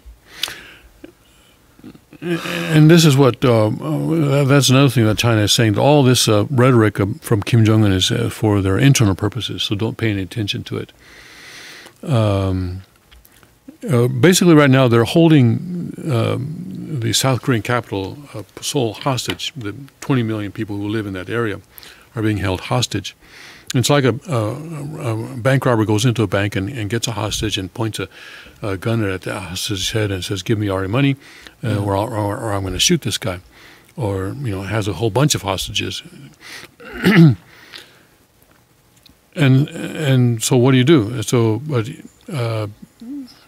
even in the SWAT situation, at some point the SWAT team is going to go in, isn't it? Especially if the hostages start dying. So certainly, if China right now is saying, America, don't go first, but if North Korea attacks you, then we'll just stand by. We'll have to see what will actually transpire. We'll have to see what actually transpires. But except a nuclear North Korea, I don't know if the United States is going to do that. I don't know if the United States is going to do that. Well, most people in South Korea live in Seoul, and that's 30 kilometers from the border. Yes. So that's very... So you lived near the border. yeah, You were living near the DMZ. basically. Yes, on you the could border. see North Korea from your driveway. So if we heard really loud bangs, we'd quick go to the internet and look up on the New York Times North Korea. Because often or not, they'd say what happened, if anything did. But everybody, all my neighbors had a plan. They were going to, throw the bicycle in the van, drive to as far as they could. They had a plan to get to the airport or to get to the neighbors, their old neighbors in Busan or something. Everybody had a plan.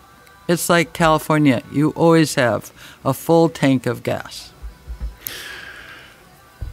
I always felt that 15 minutes after the first bomb fell, all the roads would be clogged and no one was going to go anywhere. That's why you need a bicycle, to climb over the tank traps with your bicycle With and a keep bicycle. pedaling. Okay. All right, it's time for us to go. 8 o'clock has come. Time for us to end the broadcast. I want to thank again Taffy for being with me this morning. Thank you very much. It's an honor. Thank Coming you. here so early in the morning. And I want to thank everyone who's been watching this broadcast and everyone who watches later online. We really can't do it without you, and we appreciate your support. Thank you, and God bless, Godspeed, and may His kingdom come.